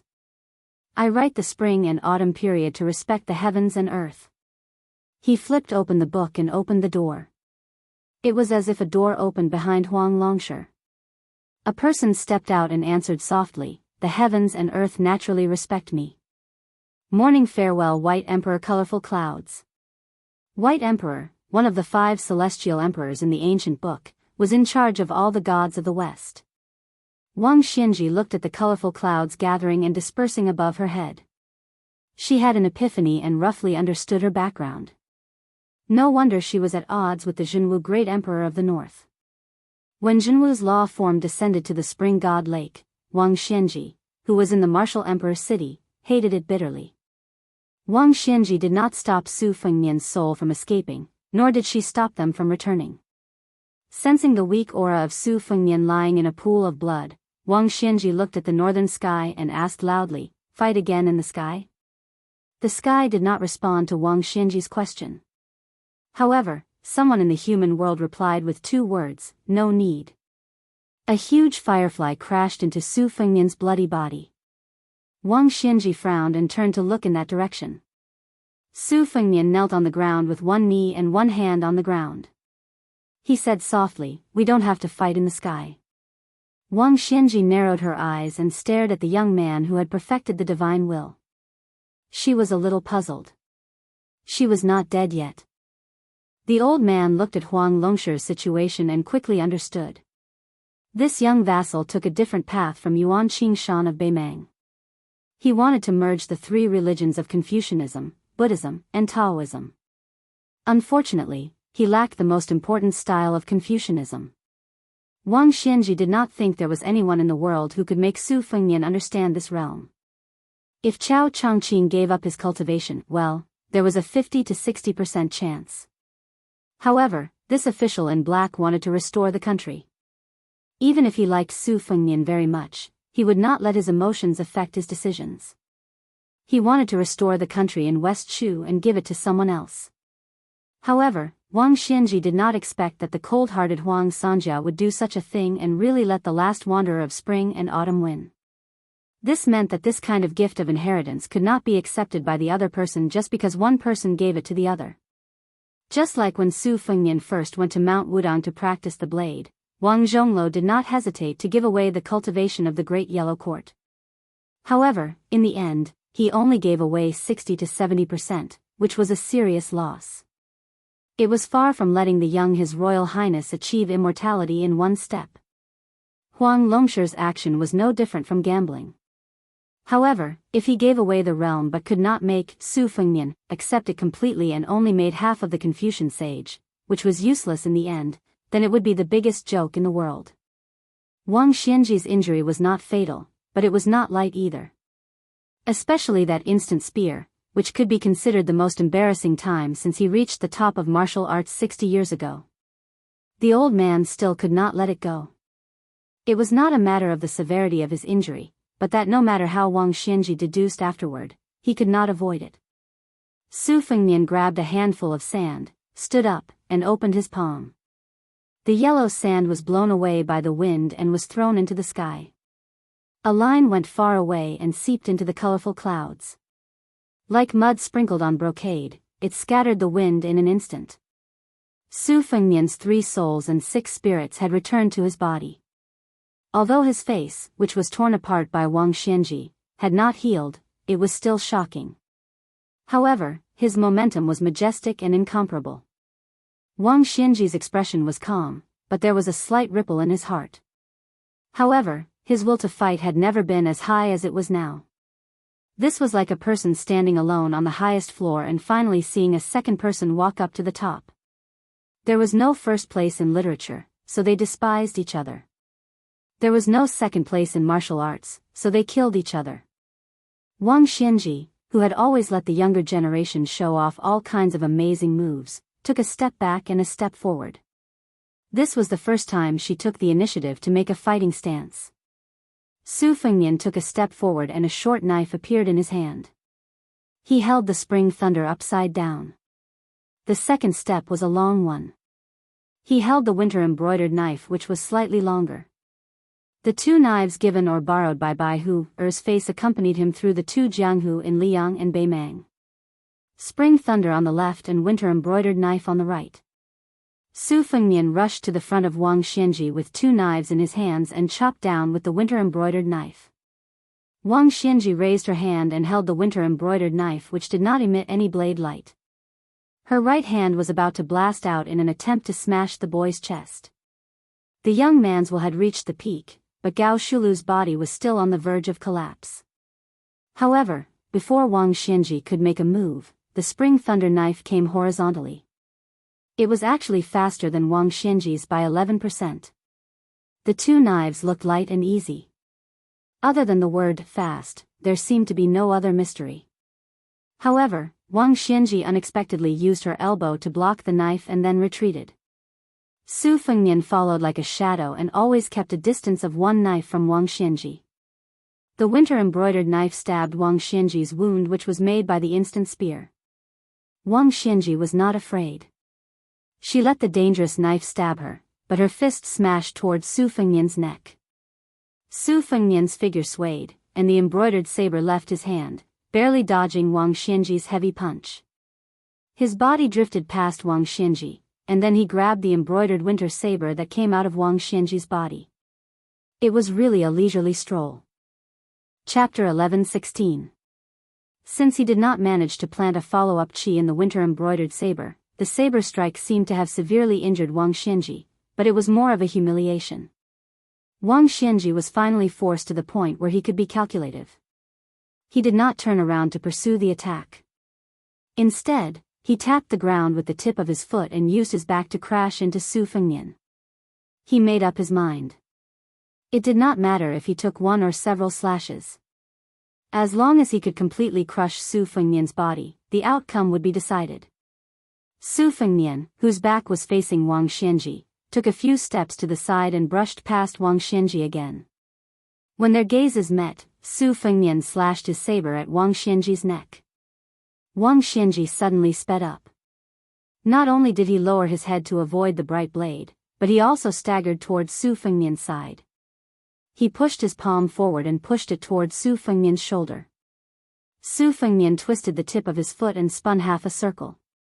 He used the inverted spring thunder saber's blade to block Wang Xinji's palm. Wang Xinji clenched his fist and clamped the blade between his thumb and index finger. He was about to break the short saber. Unexpectedly, Su Fengnian casually swung his winter-embroidered saber horizontally. The tip of the saber brushed past the hilt of the spring thunder saber. The latter kept spinning. Not only did it avoid Wang Xinji's grip on the saber and his subsequent attempt to destroy it, but the short saber also spun around the old man before it finally fell back into Su Fengnian's hand. Wang Xinji kicked out. Su Fengnian leaped high into the air. Wang Xinji threw a punch. He no longer hoped that his fist would hit flesh. Instead, he used his fist force. Wang Xinji seemed to be in a tight spot, but the might of his fist force surpassed all his previous moves. It was clear that the old man was still holding back. Su Fengnian's figure suddenly flashed and disappeared. He appeared dozens of feet away with his sabers in hand. His sleeves fluttered. Similarly, there was a hidden mystery. As Wang Xinji ran forward, he laughed loudly and said, "Are you that unhappy?" Su Fengnian did not say anything. Just as Wang Xinji was about to reach him, he casually tossed the spring thunder saber into the air. Instead of holding winter embroidered in his right hand, he gripped the saber with both hands and charged at Wang Xinji. Wang Xinji and Su Fengnian slowed down at the same time. Then, on the battlefield, wherever Wang Xinji went, a figure would appear. Then, they would attack Su Fengnian together. On the other hand, Su Fengnian continued to run forward without hesitation. Xiao Dong slashed towards an empty space where Wang Xinji was not. In the blink of an eye, another Wang Xinji slid back a few feet. A thin line of blood appeared on his forehead, and blood slowly seeped out. At the same time, the hundreds of Wang Xinji disappeared. The world would never have imagined that the great Wang Xinji would be defeated by someone else. Su Fengnian continued to get close to Wang Xinji, pointing the winter-embroidered saber in front of her. Everyone stopped when it was appropriate. Countless tiny wounds appeared on Wang Xinji's body. He did not let Wang Xinji get close to him, but he could leave a mark on Wang Xinji's body every time. The spring thunder saber that was tossed into the air reached its peak and began to fall. Wang Xinji's patience was probably exhausted by such tireless and precise calculations. What followed was an extremely fast close combat. The wounds on his body from winter-embroidered saber became deeper and deeper, but Wang Xinji was also getting closer and closer to Su Fengnian. The most dangerous time was when Wang Xinji's palm almost broke Su Fengnian's neck, and Su Fengnian's winter-embroidered saber almost cut Wang Xinji's waist in half. However, both of them gave up on the hope of exchanging lives this time. The falling spring thunder saber was getting closer and closer to the battlefield on the ground. The ground beneath their feet was cracked and mottled, and it was unbearable to look at. However, no matter how fast the two of them attacked, the yellow sand remained motionless 1 zhang away from where the two of them were standing. Not a single grain of sand moved. Victory and defeat were only a hair's breadth away. Wang Xinji gave his all. He was still in the predicament of being cut by a slow saber. Intentionally or unintentionally, the spring thunder saber had already landed 3 feet above Su Fengnian's head. Su Fengnian, who used his left hand to begin with, had a sudden surge in his aura. The space he had to move around had already been squeezed to the extreme by Wang Xinji. If he did not have any new moves, he would not be able to escape death. However, as long as he could hold that short saber, variables could be created. Because Wang Xinji's qi flowed for 1,000 miles. Although he became braver and stronger as he fought, and his qi became stronger and stronger, it was also about to come to an end. Both of them were well aware of this. Wang Xinji's laughter was not straightforward. He was laughing at Su Fengnian, and also mocking himself. Therefore, from the beginning, Wang Xinji actually planned to end the life and death of both of them in one go. At the last moment, Su Fengnian risked a punch to catch the spring thunder saber. As long as he could hold the saber, he could take advantage of the situation to reverse the battle. However, Wang Xinji actually stopped after half a punch. The qi was about to end, and unexpectedly, it reversed 1,000 miles again. It was about to form a majestic new qi. In a battle of the same level, the flow of qi was in front, and the turn was behind. The speed of the flow could control the situation, but the instant change could determine life and death. Wang Xinji's final battle in the human world, as well as the final finishing move, lay in this unprecedented back and forth. The trick was the word reverse. Wang Xinji withdrew half of his fist without warning. He deliberately let Su Fengnian hold the saber so that he could complete the qi of 1,000 miles first. Then, he would take the first step, and the second step would be first, and kill with one strike. Suddenly, a strange expression appeared on the old man's face. Su Fengnian did not hold the spring thunder saber, which was close at hand. Wang Xinji withdrew his hand to take a breath. Su Fengnian withdrew his hand and continued to attack. On the contrary, Su Fengnian seized the opportunity. What surprised Wang Xinji even more was that Su Fengnian's winter-embroidered saber accurately crashed into the node of his old and new qi. It was not his heart or neck, but a seemingly insignificant acupuncture point. Su Fengnian charged forward with the bump saber. He even pressed his left hand on the back of the saber. Wang Xinji was forced to retreat dozens of feet just like that. No matter how old he was, he could not stop the arrival of the new winter season. Wang Xinji's qi was rapidly dispersing. His white hair fluttered wildly. Su Fengnian lifted his saber diagonally and returned the favor. He lifted Wang Xinji's burly body off the ground. He did not pull out the winter-embroidered saber, which was used to suppress qi. After releasing his right hand, he held the spring thunder saber that had been following behind him with his left hand. Before Wang Xinji pulled out the winter-embroidered saber with both hands, Su Fengnian's spring thunder saber pierced through Wang Xinji's head. The winter-embroidered saber was not pulled out. It was the same for the spring thunder saber. The spring thunder saber that pierced through Wang Xinji's head hovered in the air. Then, he forced Wang Xinji to hang in the air. Chapter 11:17. Su Fengnian raised his head to look at the old man. Wang Xinji was far from dead. He did not have a resentful expression. He just quietly lowered his head to look at the young man. It was as if the whole world was stagnant. Wang Xinji finally closed his eyes. The scattered qi condensed into another Wang Xinji and floated to the ground. Along with the wind, he flew past the old man's illusory figure. Su Fengnian calmly said, "You win." Two pillars of heaven covered with ancient golden seal characters slowly hung down in the west. Obviously, this Wang Xianji who was scattered but his spirit gathered, although he no longer had the strength to kill Su Fengnian, but the gate of heaven was already open, he could still leave if he wanted to. When Wang Xianji passed through the gate of heaven and looked down on the world with the posture of an immortal, with the old man's unruly behavior, how would Su Fengnian, who had nowhere to hide, live? Wang Xianji did not pay attention to Su Fengnian, as well as the two uninvited guests that appeared in the corner of his eyes. A man stopped his horse, but raised his hand to retrieve the spear. The other androgynous handsome young man retrieved the embroidered winter-spring thunder double blades. The old man walked towards the gate of heaven, but did not step through it. Instead, he stood with his hands behind his back, smiled and said, "There is no meaning." Wang Xianji turned around, looked to the east, and said in a low voice, "Jiang Fuding, fight the tide for 10 years.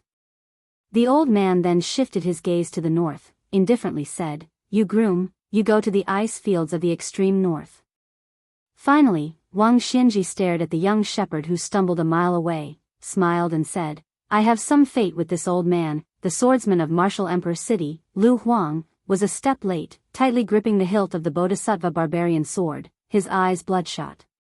Lu Huang took off the scabbard, knelt on the ground, inserted the ancient sword into the ground beside him, cowed out heavily, choking with sobs. Disciple Lu Huang respectfully sends off master. Wang Xianji finally looked at this disciple, ordered, "Wait for master's soul to disperse. You don't need to take revenge, just bury master's bones at the top of Kunlun Mountain." Lu Huang buried his face in the rough sand and didn't make a sound.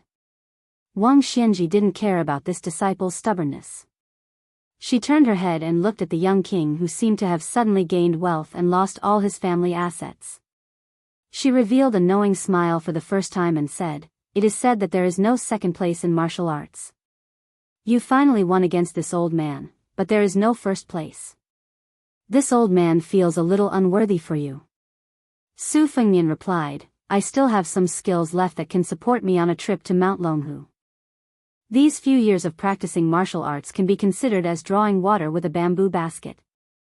In the future, our enemies should meet in court and on the battlefield." Wang Xianji nodded and said, "A person who defeated this old man should have this kind of bearing." When Lu Huang was at the edge of the battlefield, Huang Sanjia and Miss Hehe also came over. After scheming against Su Fengnian and Wang Xianji, Huang Longsher did not have a complacent expression.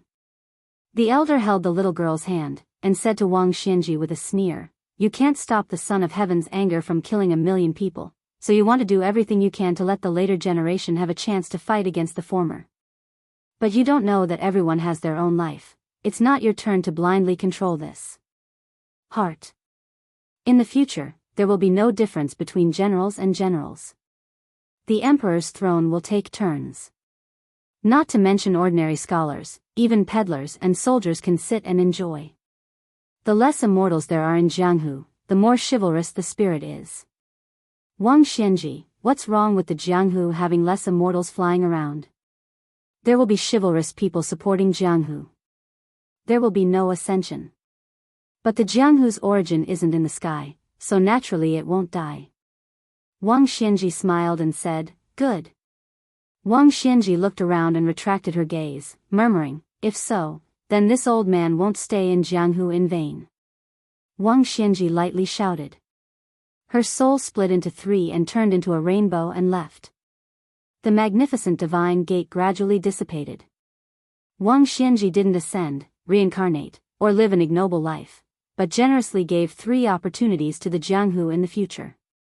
One went to the faraway Eastern Sea Martial Emperor City, one went to the faraway Grand Peace City, and the last one went to the nearby shepherd child. Lu Huang abandoned his long sword and walked empty-handed to his master's corpse on the ground. He gently carried it on his back and walked further and further north. Huang Longsher held his daughter's hand and walked towards the east. There's a beginning and an end. After this old man dies, remember to find this old man's daughter and take good care of her. Bai Hu wore the embroidered winter-spring thunder, walked to Su Fengnian and asked, "You're going to Mount Longhu?" Su Fengnian nodded and asked, "Then what about you?" Bai Hu smiled and said, I don't have the habit of owing debts. Since you killed Wang Xinji for me, then I'll try to kill Tuoba Bodhisattva. Su Fengnian whispered, don't die. Bai Hu smiled and dismissed it. Su Fengnian said to Su Yanbing, Uncle Su, please bring that child back. I plan to take him as my disciple. Su Yanbing nodded and rode north with his spear. He found the skinny shepherd boy who fainted on the ground because he couldn't bear the burden. Mount Longhu. A middle-aged Taoist was fishing by the deep pool. The purple bamboo fishing rod had no hook or bait. A green leaf was floating in front of him. The Taoist Zhao Huangchao occasionally stared at the wandering veins in the leaf and occasionally raised his hand to calculate the fate. At first, it was mostly within the framework. Zhao Huangchao's expression was relaxed. The veins in the leaf turned bright and dark a few times.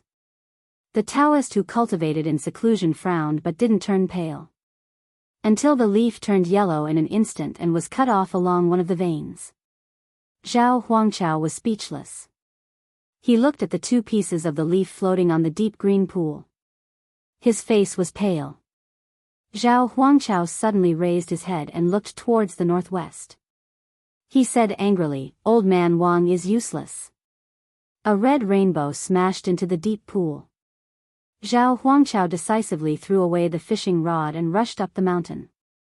He wanted to climb over the mountain and rush north.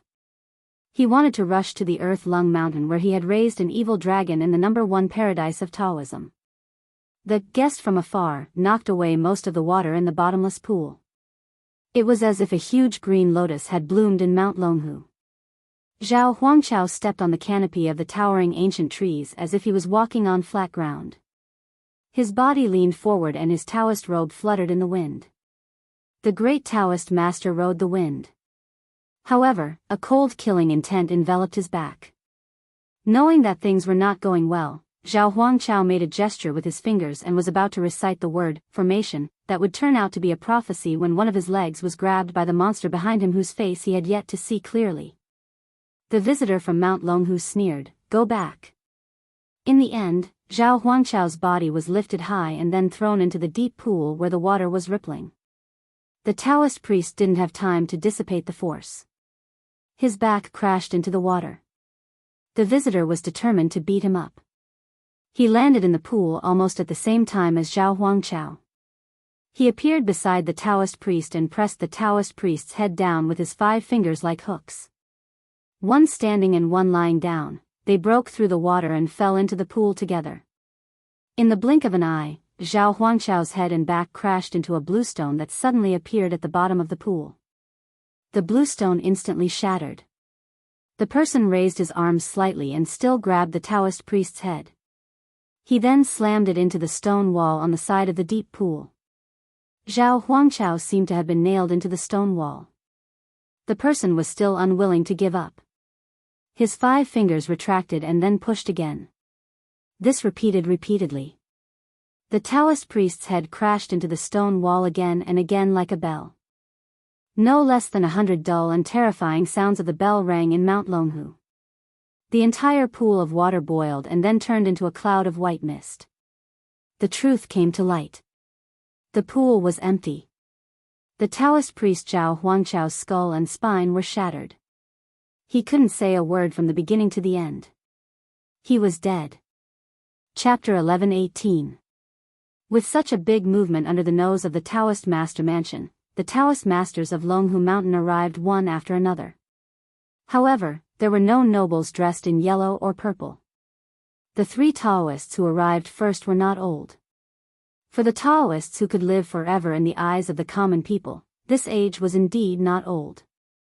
Like Mr. White Lotus, the 3 of them were outsiders of the Taoist ancestral court, but their cultivation was very high. They were Zhang Wenhan, Shui Solar, and Qin Kuanyong. After the father and son Taoist master mansion ascended together, the prestige of the Taoist master mansion declined day by day. These Taoists vaguely showed signs of supporting half of the Longhu Mountain. Among the 3 of them, Qin Kuanyong was the last to arrive. He saw 2 Taoists standing far away from the nameless deep pool. Beside the pool, a young man who looked like an aristocratic family squatted and seemed to be washing his blood-stained clothes. Chen Kuan-yong was the most knowledgeable among the three, but his cultivation was the lowest. He did not dare to be rash.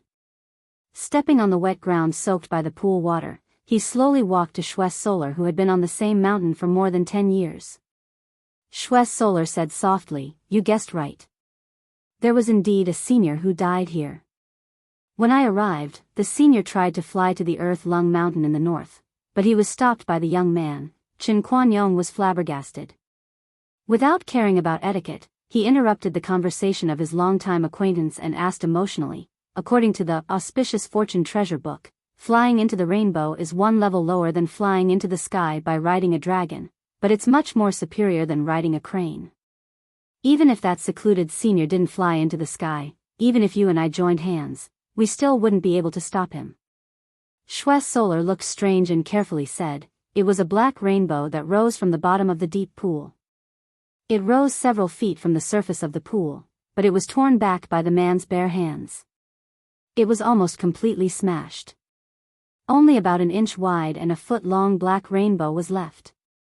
It fled to the snow field." Chen Kuan-yong frowned. The black rainbow was definitely not an auspicious sign.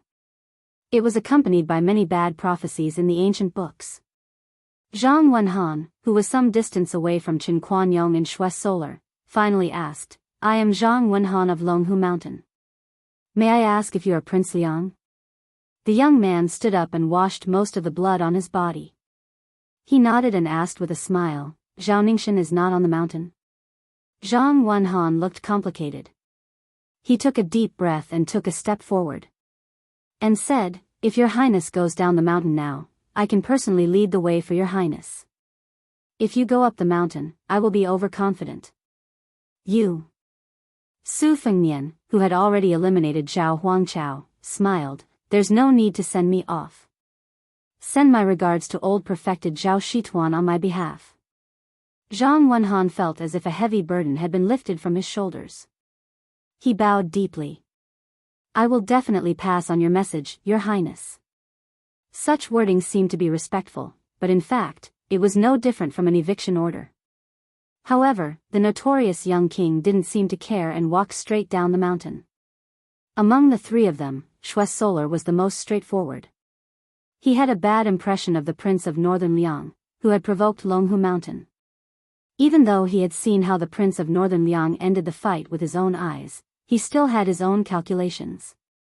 Observing the situation, he knew that the young Prince of Northern Liang was already weak.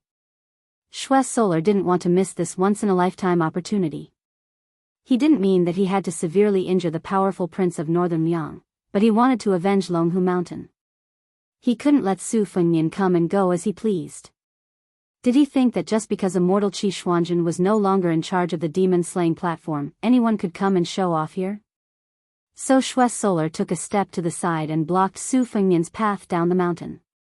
Then, without waiting for Zhang Wenhan, who was said to be only one step away from the finger-profound realm, to warn him, Chen Kuan-yong saw the Duke of Northern Liang disappear in a flash. Then, Shui Dao's body was lifted off the ground. It was as if his head was pierced by an arrow. He was almost upside down when his head touched the ground, and then he fell limply to the ground. Zhang Wenhan hurriedly rushed to Shwes Solar's side and squatted down, slowly instilling a long breath into him, trying to protect his turbulent heart. Chen Kuan-yong found that Shwes Solar's face was as pale as gold paper, and his complexion was extremely poor. Zhang Wenhan angrily said in a stern voice, "The whole world knows that Wang Xianji wants to fight to the death with this person. Since Su Fengnian can come to Mount Longhu, not to mention that he defeated Wang Xianji gave him his last battle in the mortal world. It can be seen that even if he came to Mount Longhu to seek revenge before the battle, he is not someone you and I can belittle. If we annoy this person and he is driven to desperation, he will break into the Taoist master's residence and go on a rampage, destroying the foundation of Mount Longhu. The three of us are not of the same surname, so how can we bear the responsibility?" Some of the Taoists who were of lower seniority gradually gathered around, and there were also a few Taoists who were yellow and purple. Seeing this scene, they were somewhat at a loss. Zhang Wenhan did not explain anything, and only asked Chen Quanyong to report the details to the Taoist master's residence on the mountain. He then carried Shui Solar to a secluded place to treat his injuries. If he was unlucky and fell ill, it was destined to affect his Taoist root. On the mountain, people of different surnames had always been united. It was not easy to have a new atmosphere, and they should have climbed the mountain together. Su Fengnian went down Mount Longhu, and then climbed up Mount Hui. Today, the Xianyuan family was like a hot knife through butter in Jianghu. The purple-clothed woman first reached the top of the martial arts world, and became the first female martial arts chief in hundreds of years. Later, she intercepted Wang Xianji, which was a blessing in disguise. Her cultivation was temporarily damaged, but in the more important matter of the realm, she went one step further, causing Mount Hui to become more and more crowded. At the mountain gate's archway where one had to pass to go to Bull Mound and Snow Plateau, there was a newly erected sword comprehension stele, which was somewhat similar to the city wall of Martial Emperor City. If the challenger lost, he would have to leave behind his weapon and leave the mountain. Chapter 11:19. Su Fengnian walked unhurriedly on the mountain path. There were many strange people in Jianghu, so he was not too eye-catching. Beside him was a coquettish woman who deliberately wore a big white fox fur coat at the end of spring. In front of him, there was a bald man who dragged a huge horse-chopping sword up the mountain. Su Fengnian went up the mountain this time mainly to prevent the cunning Zhao Huangchao, who had more than 3 burrows, from having a backup plan. That streak of black light that escaped the net eventually fell into the missing moon tower on the Great Snow Plateau.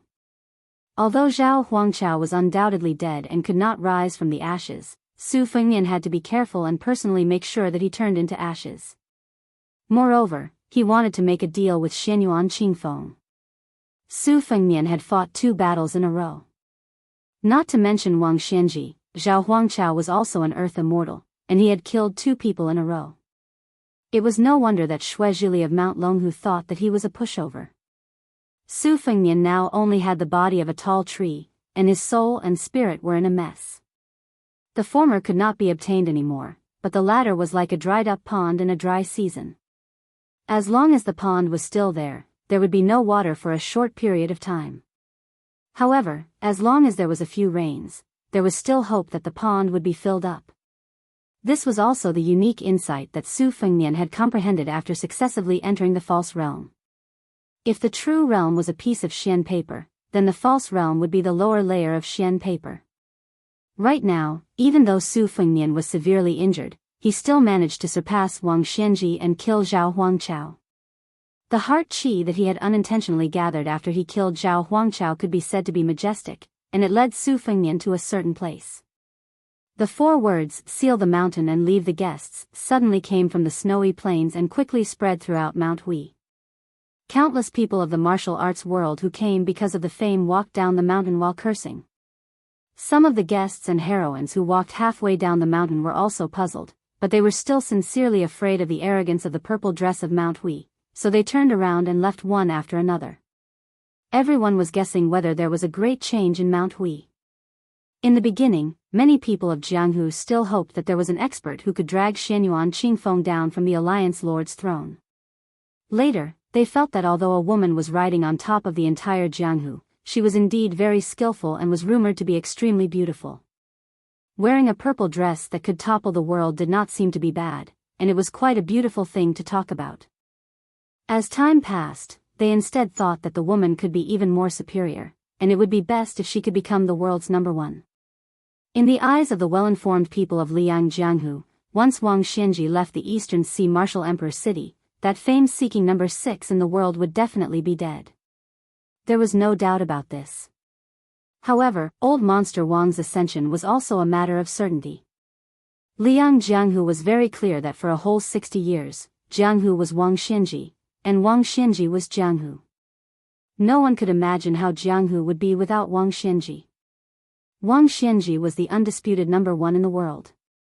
Therefore, it was natural for Jianghu to divide the world based on whether Wang Xianji left the human world or not. Perhaps it was because the master of the Xianyuan family had personally given the order, but many of the high-ranking foreign dignitaries of Mount Hui personally came out with cold faces and chased away the visitors. Some of the Jianghu men and women who relied on their skills and background were not willing to be treated so arrogantly at first, but in the end, they all suffered in the hands of the chief foreign dignitaries, Huang Fengfua.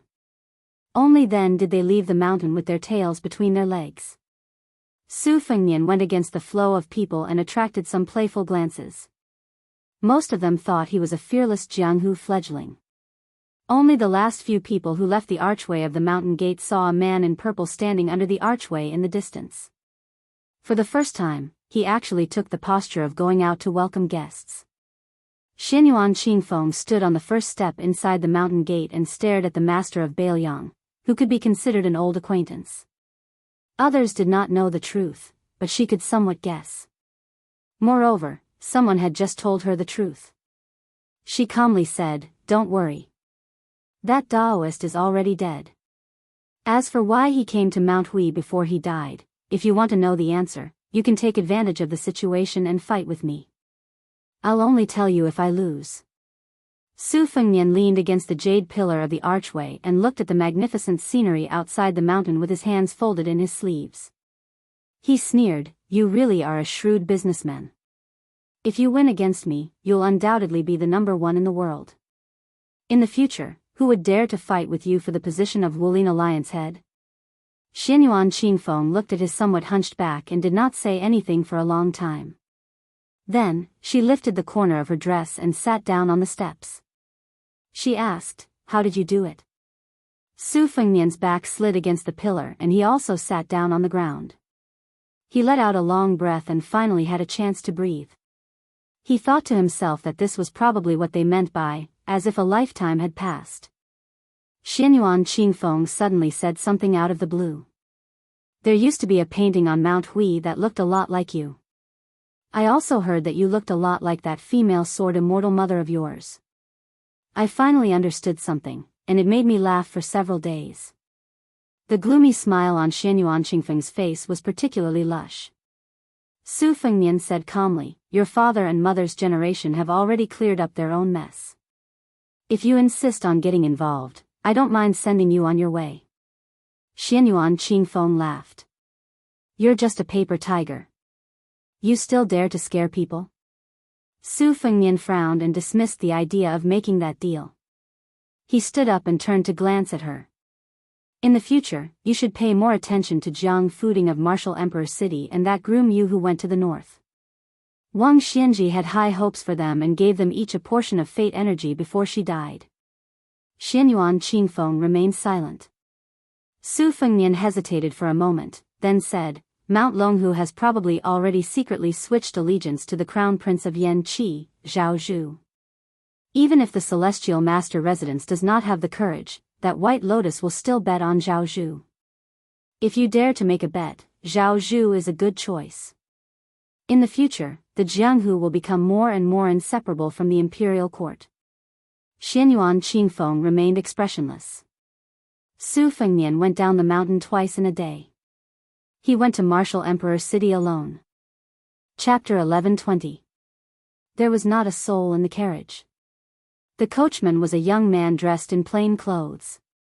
If he were the son of an official, based on his appearance and if he could write well, he would most likely have a smooth career in the officialdom.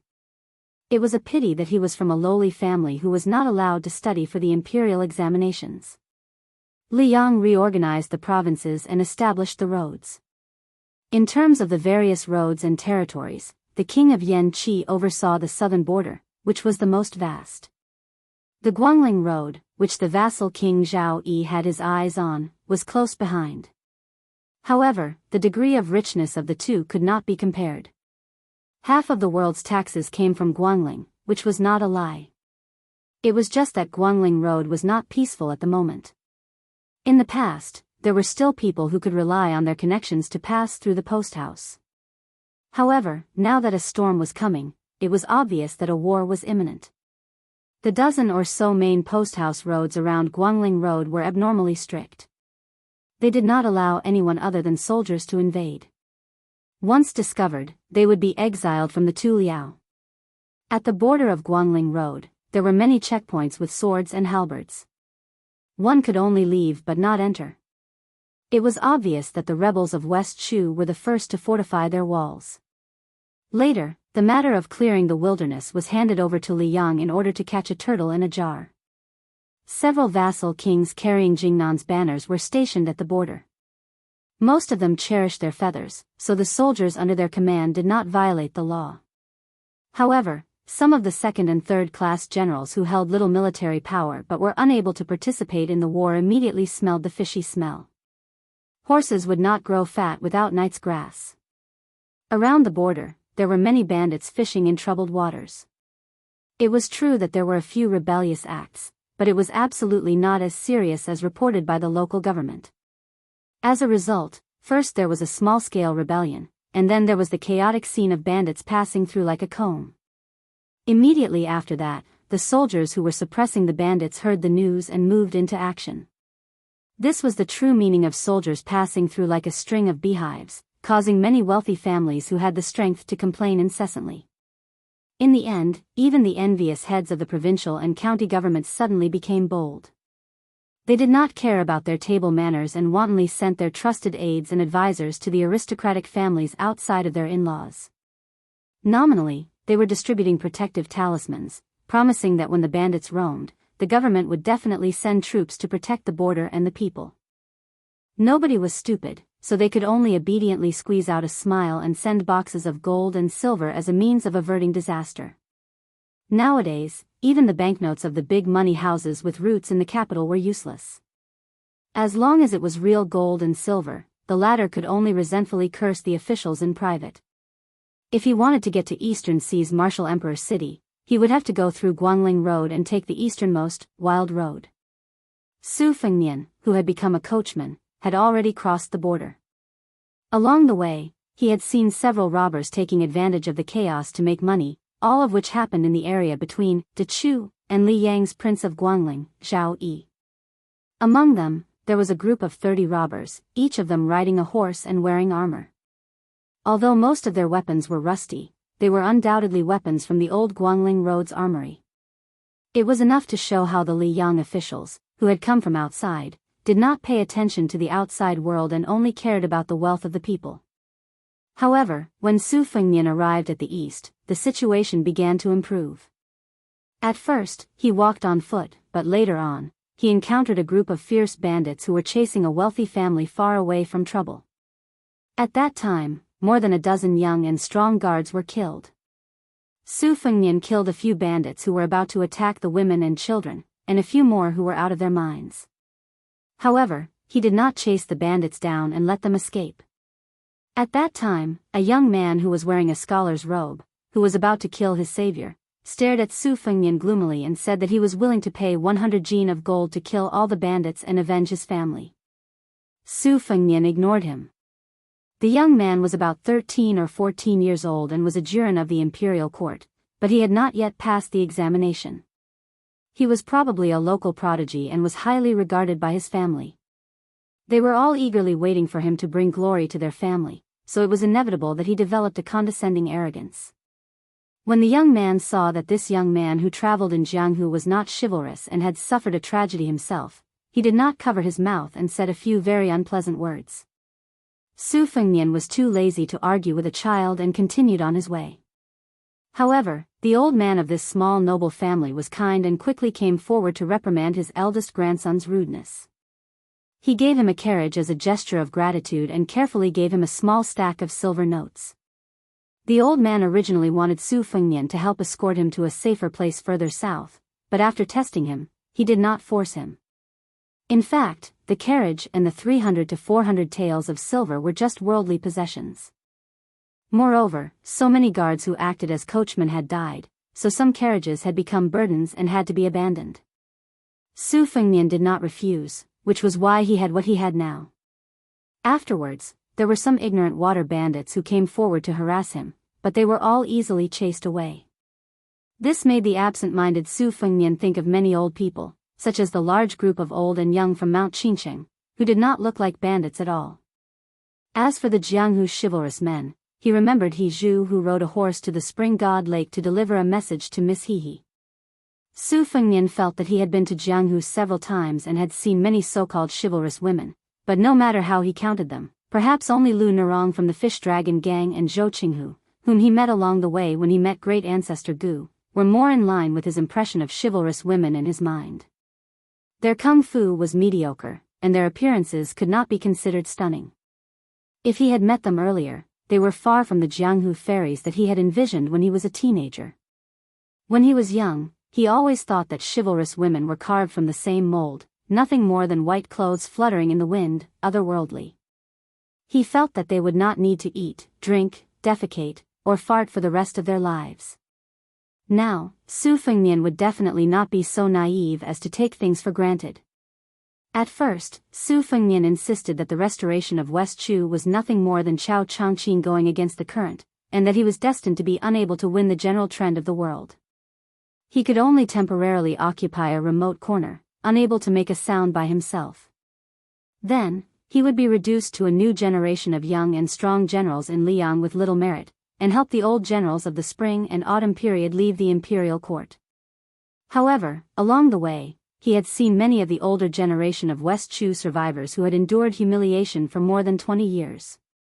For the time being, they still kept their mouths shut. But Su Fengnian knew that the more they endured, the more the Liang officers and soldiers would exploit them. With Chao Changqing as the backbone of New Chu, it might not be as vulnerable as it seemed. Chapter 11:21. Once the fire and smoke of war started, many people would die, but it was destined that a small group of people would emerge and eventually firmly occupy a place in the annals of history. Now the key point was whether West Chu or Liang had more people. Intuition told the Su Fengnian that the latter had more people, but West Chu had always produced great talents since ancient times. Once they made a name for themselves, they would amaze the world with a single brilliant feat. Perhaps one or two young talents would emerge who would inherit Chao Changqing's mantle. The carriage stopped temporarily at the northeastern border of Guangling Road. At this time, the entrances and exits around Guangling Road had been completely closed. This was the last hidden exit of Guangling Road. A lot of people with Jianghu background and connections had flooded into Wu City to take refuge. One of the vassal King Zhao Yi's trusted aides was guarding this place. Probably because he had received his master's instructions, he was not afraid of being impeached by the imperial censor and chose to turn a blind eye to it. Of course, if someone wanted to leave the country, it was impossible to do so without ruthlessly losing a layer of skin. Conservatively speaking, Zhao Yi's spring snow building had earned more than 2 million taels of silver in a short span of 20 years, not to mention the countless antiques, treasures, calligraphy and paintings, which were all being transported to the end of Guangling River by cart. There were probably 3,000 strong elite Zhao family's light cavalry guarding the place. Although the road here was crowded, it was not chaotic. As for the wealth of the family, as long as there was enough money, the young general of the spring snow building, Song Li, who had 3,000 cavalry, could even allow people to enter the courier road to hasten their journey. If there was not enough money, it was not a problem. As long as there were beautiful women in the family, they could offer them with both hands. Everyone in the Guangling path knew that the distinguished scholar Song Li was fond of women and did not like dead objects. No matter how valuable an object was, he would give it away as he wished. Only he was fond of collecting beautiful women. Song Li, who was not yet 30 years old, was not satisfied even when he was already drunk on the lap of a beauty. It was rumored that there were no less than 20 stunning beauties in his family. There were women from the imperial family of a fallen country who had wandered among the common people, young heroines from Jianghu sects, and even women from aristocratic families who were willing to have an affair for him. Among these women, there was no doubt that the most famous was Banana Deer, who was ranked 6th on the New Rouge ranking. This delicate woman could be said to have had a difficult life. Originally, she had passed through the hands of many people, but fortunately, she was not labeled as a beautiful woman with a short life. Song Li's origins had always been unclear. He gave people the feeling that he had inexplicably become the new celebrity of the Guangling Path's important military location, the Spring Snow Building. However, after that, he had always been deeply trusted by the vassal king and was even close to His Royal Highness, Zhao Yuang. What was even more inconceivable was that Zhao Yuang, the grandson of the Zhao family with such a bad reputation, was able to remain calm in front of the beautiful women in Song Li's family. He was even able to respectfully address Banana Deer as sister-in-law. Furthermore, the spring snow building was divided into 2 camps. Lu Sheng, who had already entered the capital and been promoted, was in the same camp as Zhang Erbao and the other generals. He had always been at odds with the chief advisor, who had a bumpy career because of his ugly appearance. Song Li, on the other hand, was able to make friends with both sides. Su Fengnian stayed at an inconspicuous inn in the military town. The price had already increased by many times. It cost 30 taels of silver a day, and it was not even enough to stay in a second-class room. Furthermore, because there were so many people coming and going, even if the bedding was carelessly washed, one could smell a strong sour smell of sweat. The horse grass used to pull the carriage had to be charged separately. It was even more expensive than the meals of the guests staying at other places. However, still, no one dared to complain. Su Fengnian's room was at the end of the corridor on the 2nd floor. It was narrow and dark. Along the way, the initial banknotes had to be converted into money and had long been used up. Afterwards, he had cut off some real gold and silver from a group of bandits, which was more or less enough to cover the cost of crossing the border. If Su Fengnian wanted to reach the ownerless Eastern Sea Martial Emperor city as soon as possible, it would be a piece of cake. However, the current timing was not right. If he wanted to truly succeed, it was better to go at the right time than to go at the right time. That way, he would appear to be leisurely and carefree. Furthermore, he also wanted to take advantage of this period of time to take a few more glances at the people of West Chu. At dusk, Su Fengnian went downstairs to make do with dinner. After chewing and swallowing slowly, he ordered a pot of tea. The waiter said that it was this year's Spring God Lake new tea, but the tea in the cup was yellow and truly unbearable to look at. Inside the building, most of the guests were talking loudly. There was wine and tea. Su Fengnian discovered that there were almost no survivors of West Chu who had left their homes and headed north. After the spring and autumn period, the territory of Liang was vast. Because there were so many powerful vassals who had been given territories by the previous emperor, a lot of news, neither light nor heavy, was blocked by the region. However, there were still some things that interested the entire court. One person spread to 10, and 10 to 100. With the support of the relatively unobstructed post office, the news spread extremely quickly. For example, who was the top 3 in the court examination that appeared only once every 3 years? As for the martial arts and rouge reviews, there was no need to talk about them. However, in this month, there were only 2 things that the people of Liang looked forward to the most.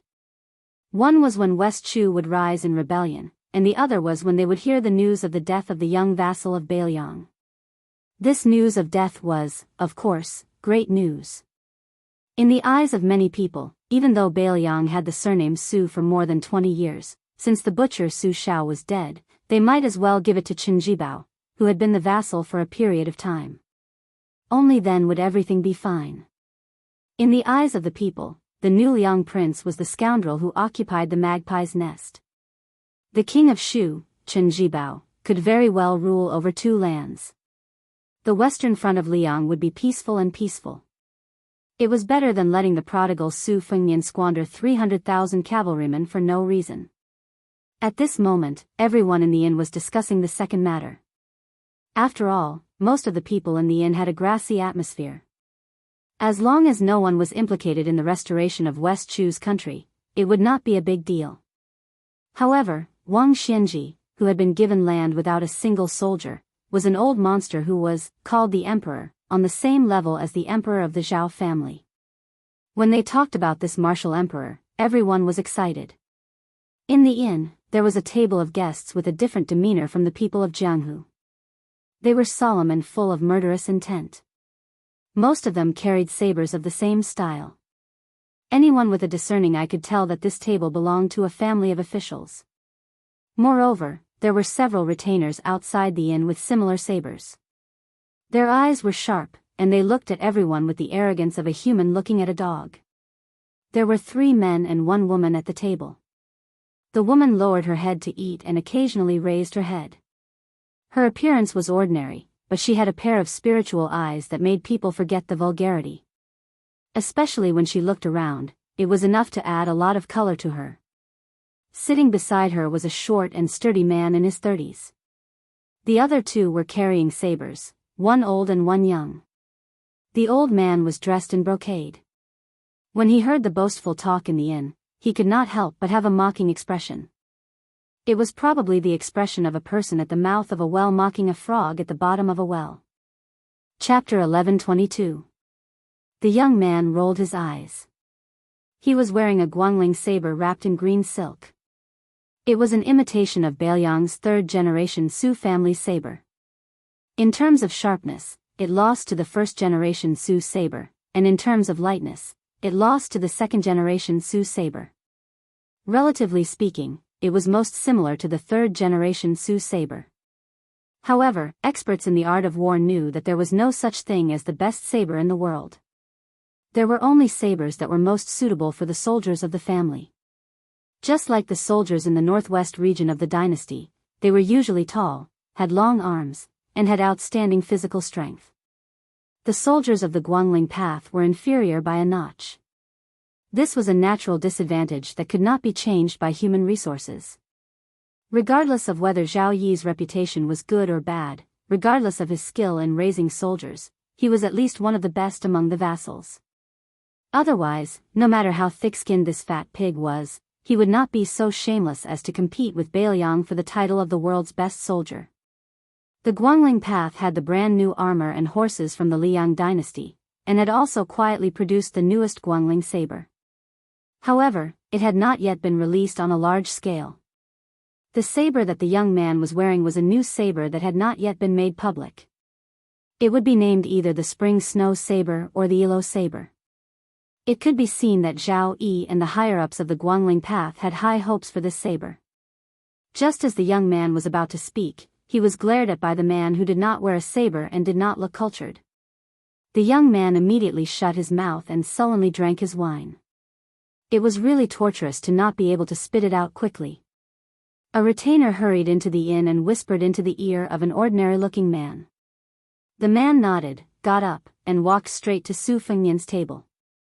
He said with a warm smile, "Young master, do you have any scholarly achievements? If you don't think it's too much, why don't you come work for me? Other than the women who are with me, I am always willing to give you anything." Su Fengnian asked, "Are you the general of the Spring Snow Building, Song Li?" The man was stunned for a moment, as if he did not expect his identity to be seen through at a glance. The old man beside him had said that this lad's aura was not ordinary. He was either a first pin master who had hidden his strength or a chi master who focused more on his mind than his skills. The man could not help but click his tongue in wonder. It should be known that the old man who had always been arrogant in Guangling sect was as famous as the former number one of the southeast, Chai Qingshan. Chai Qingshan was not only a master of swordsmanship, but also the master of the Dongyue sword pool, Song Nianqing's martial uncle. Previously, he had relied on Zhao Yi for the sake of the sect's reputation and was reluctantly expelled by the Dongyue sword pool. Now that Song Nianqing had died, Chai Qingshan had been respectfully invited back to the sword pool to take charge of the affairs. In this way, the old retainer beside him was the well-deserved number one master of Guangling sect. The old man's name was very common, Wang Fu, but his saber skills had already reached perfection, even before Gu Jiantang. It could be said that Gu Jiantang was among the top 10 masters in the world, and never dropped out of the Wushu evaluation. He once stepped on the shoulders of this old man. The old man treasured the famous saber, Cough Bead, nicknamed Ghost Under the Wrist. In the past few Wushu evaluation sessions, people who used sabers all over the world all had the same understanding. Those who were truly proud of their saber skills could be counted with one's fingers. Among them, Gu Jiantang was ranked first. Mao Shulang, who was from Nanjiang but was still strong despite his age, had already completely sealed his saber. Coupled with the fact that he had no successor, he went to play with flowers, grass, fish and insects. Wang Fu unknowingly rose one rank, ranking before Yuan Zuozong of Bailiang, who had abandoned his saber for many years. The reason why this martial arts magnate did not enter the Wushu evaluation was because his strength was slightly inferior, but more of the reason was that his martial arts ethics were extremely poor when he was young. When he encountered masters, he never knew what elegance was and used all kinds of sinister tricks. Years ago, in order to disturb the enemy's state of mind, he had people kidnap the enemy's wife and child before the battle. When he showed up, he threw the enemy's child's thumb. The enemy, who had always been calm and peaceful, lost the support of his state of mind and finally died under Wang Fu's saber. Even though he was old, he still did not act like an old man. His temperament was extremely devious. His bladesmanship was a dark path, and he was especially diligent in slaughtering those talented Jianghu juniors. He would kill almost everyone he saw. It had been many years since Wang Fu had the opportunity to pull out his cough bead blade. His original intention was to kill just now as a way to relieve his boredom. If he made a mistake and really encountered a troublesome master, with Guangling Path's top nobleman Song Li's 3,000 steel cavalry holding the fort, a lone Jianghu outsider would not be able to make any waves. When he was captured, he could be slowly used to sharpen his blade. In these years of relying on the imperial court, Wang Fu had done many such shady deeds. However, Song Li, who was recently conferred the title of General Hengjiang by the imperial court, had his own plans. He did not go along with the intentions of this bladesmanship master. Instead, he had the intention to recruit him. It was not that he lacked valiant generals who could charge and break through enemy lines, but Song Li had always had a strong hobby of collecting beautiful women and Jianghu experts. Furthermore, he only treated them as flowers on brocade and not charcoal in the snow. Once he obtained them, he would be satisfied if he could take a few glances at them whenever he remembered them. Just like this time, when Wang Xianji announced that she would not return after leaving the city, Martial Emperor City lost its last life-saving talisman. Many Jianghu experts who could not see the light of day were recruited by Song Li, who was close to them. Song Li also did not care about their character. Song Li was all smiles, but Wang Fu did not dare to let his guard down. There were countless unorthodox methods in the Jianghu, and only God knew if the remnants of West Chu had their eyes on this newly conferred general of Hengjiang. If Song Li was schemed against, the spring snow building was in need of people. If he lost a trusted general before the war even started, the vassal king Zhao Yi would skin him alive and pull out his tendons. Everyone in the spring snow building knew that Song Li's current power and status was not only because he was capable, but also because Zhao Yi saw Song Li as a character who would share his fortune and misfortune. This point was even more important. The shrewd old spring snow building member, Lu Xingxiang, might not be without resentment. Su Fengnian glanced at the ghost under the wrist, Wang Fu, who was holding his breath in concentration, and quickly retracted his gaze. Song Li waited for a moment and did not receive a reply. He laughed at himself and did not hide his regret. He slowly said, "I am just a small general. Since I am not able to enter young master's discerning eyes, I hope that when we meet again, you and I can have a good drink. I still have some urgent matters to attend to, so I will not disturb young master's tea time. In the future, as long as young master travels the Jianghu and the Guangling road, no matter if it is a big or small matter, you just need someone to send a message to your residence. I will definitely be there." Song Li cupped his fist lightly and left with a smile. His bearing was extremely good. Not only did he not bully others, but he also admitted that his foundation was not deep enough. It was not that the young masters present were blind and did not recognize a true Buddha. If it were other heroes of the Jianghu, even if they were not deeply grateful, they would inevitably have a good impression of a general who lowered himself and treated them with respect. When Song Li cupped his fist and left, Su Fengnian also put down his teacup and stood up to send him off with his eyes. The diners at the nearby tables were quite frightened when they heard the conversation between the two sides that did not deliberately hide anything. When they looked at Su Fengnian again, their gaze was no different from looking at a complete fool who did not know what was good for him. Walking out of the door, Song Li walked down the steps and asked softly, "Elder Wang, did you identify this person's cultivation?" Wang Fu took out a fragrant porcelain bottle from his sleeve, unscrewed the lid, and lowered his head to sniff it. He said darkly, "Strange, strange. This old man purposely leaked some of his killing intent, but this kid did not purposely pretend to be a fool." After noticing it, he immediately stopped twirling his cup, but then there was no more movement. Could it be that he was apprenticed to a Taoist priest since childhood? Otherwise, he would not have such composure. Ordinary experts, when attracted by a sudden killing intent, can maintain their posture and pretend to be as steady as Mount Tai. However, the subtle changes in their pupils and the speed of their qi circulation are difficult to hide. However, this old man can confirm one thing. Looking at his continuous gestures of raising, holding, and putting down the cup, this kid must be a person who uses a knife. Song Li smiled. Usually, Elder Wang can kill if you want to, but now is not the same as before. Many things may affect the whole situation. It is better to avoid unnecessary trouble. Wang Fu reluctantly agreed and put away the bottle, as if not killing people was equivalent to accumulating merit and virtue. He said with a smile, "That kid probably doesn't know that he has wandered around the gates of hell." Song Li turned and mounted his horse. Together, 7 or 8 riders rushed to the military town. A few li away, a scout came back with a military report. Over there was a pair of women who were extremely interesting. Not only did they provoke his soldiers, they also did not have the slightest self-awareness. One of them threatened to make him, the general of Hengjiang, suffer the consequences. Song Li was not angry, but he felt that it was a bit chewy. Song Li naturally knew the temperament of his army of tigers and wolves. He raised his soldiers to raise them like jackals and wolves. If they did not eat people, how could they kill people on the battlefield? There were many horse bandits in the forest north of Guangling Road. Among them, there were 6 or 7 horse bandits with more than 100 people. Not only did they kill and set fires unscrupulously, but they also teased the local soldiers as easily as a cat playing with a mouse. Song Li also had an even more ruthless place. After his own soldiers became extremely difficult to exterminate, he sent many new soldiers who were in the dark to fight with them. They fed each other's fighting strength and died in vain. Galloping on the street, Song Li suddenly sighed with emotion. Who would dare to believe that Wang Xianji would die in the hands of that person? Wang Fu, who had always been arrogant, had a gloomy face.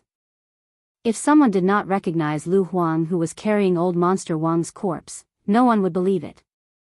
Song Li smiled and asked, "Then isn't the one surnamed Su the new number 1 in the world?" Wang Fu had never seen others doing well.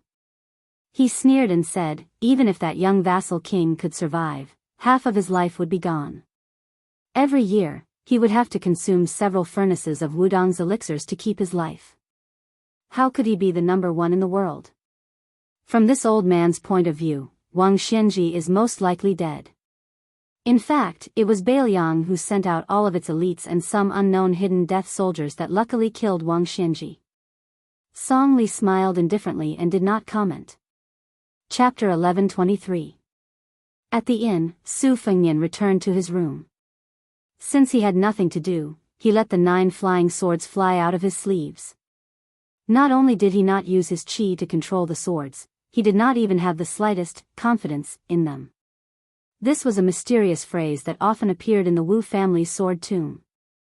It was used to explain a higher realm of using qi to control the swords, which was, where the heart is, where the tip of the sword points. The latter was obviously very high quality. It required years of careful nurturing of the swords to nurture the sword embryo with perfect spirit. However, the 9 flying swords spiraling around the room were not only living creatures that had formed sword embryos, but more like enlightened children that had been caressed by immortals. In terms of physical toughness, after the battle with Wang Xianji, Su Fengnian was far inferior to the Vajra realm masters in Jianghu. In terms of qi, the ghost Wang Fu in his wrist was not wrong. Su Fengnian could not compare to those finger Xian realm masters with their own merits. However, the current Su Fengnian could not be judged with common sense. When he killed Zhao Huangchao, he wanted to go to Martial Emperor City based on his intuition. At first, he was cautious and wanted to go to Mount Hui to find Xianyuan Qingfeng, the Wulin Alliance master, to be his bodyguard. Of course, he wanted to make a big deal with her at the same time. Otherwise, he would not have asked. However, since Xianyuan Qingfeng was unwilling to have an affair with him or Biyao, Su Fengnian did not force her. However, when he was in close contact with Xianyuan Qingfeng, a top master, and quietly confronted her, Su Fengnian was surprised to find that not only were the flying swords eager to move, he also had an inexplicable heroic spirit. This was not unfamiliar to Su Fengnian. It was the same spirit that, himself, and Wang Xianji had 800 years ago. They were invincible against the world. In the past, Su Fengnian was aware of this state of mind. However, he did not have the intention or the power to control it. However, after the battle, especially after he left Mount Hui alone and got closer to the Eastern Sea, he often could not suppress some of his unintentional actions. Just like now, the flying swords were flying around without a trace, like fish in water. Su Fengnian could clearly sense their joy and even felt that he could converse with them. Su Fengnian muttered to himself, Buddhism's Mount Sumru in a mustard seed, and Taoism's heaven and earth hidden in one sleeve. None of them look like it. The mayfly flying sword suddenly spun in front of Su Fengnian's eyes as if it was greeting him. Then, it flashed and flew out of the window. Su Fengnian walked out of the house and went downstairs with a calm expression. He left the inn and walked out of the town. In the end, he saw Song Li's figure sitting high on a horse from afar. It seemed that two young women on the post house had gotten into trouble. One of them was tall and full of heroic spirit. Her sword had already been unsheathed. Judging from her posture, she seemed to be from a famous family. She was still a bit away from being able to spit out Gang Qi at the tip of a sword. She was protecting a woman with a graceful figure behind her, who seemed to be a lady from Jiangnan. However, it seemed that she had lost to someone in a martial arts competition. One of her arms drooped down and couldn't stop trembling slightly. That was why she changed her hand to hold her sword. Song Li didn't say anything. The young retainer with the green silk wrapped around his saber slowed his horse's hooves. His attitude was contented. He also unsheathed his saber and spun it gently. The warhorse leisurely circled around the two desperate women. Su Fengnian stood in the shade of an inconspicuous post house. He heard the swordsman, who was obviously a woman from the north, say sarcastically, I thought that the Guangling underworld wasn't a nest of snakes and rats. After all, even the capital knows that there's a guy called Song Li who keeps on saying that once he has the power of the dynasty in his hands, he will kill all the dogs of the people. Unexpectedly, hearing about him is not as good as seeing him in person. He's just a filthy trash who snatches women from the people. Hearing this, Song Li chuckled and finally said, Heroine, I have nothing to say about you injuring 20 soldiers with your own ability. However, Liang Meigong then openly made a bet with you. He lost, so we let him go. You lost, so you have to hand over the woman behind you. If you agree to a bet, you must accept your loss. Heroine, your swordsmanship is good, but your gambling character doesn't seem to be much. Hearing this, Su Fengnian prepared to turn and leave. The graceful woman behind the heroine was about to speak when she was stopped by her gaze. She turned her head and stared at Song Li. Song Li smiled and said, Don't say anything about you losing and you have to come with me.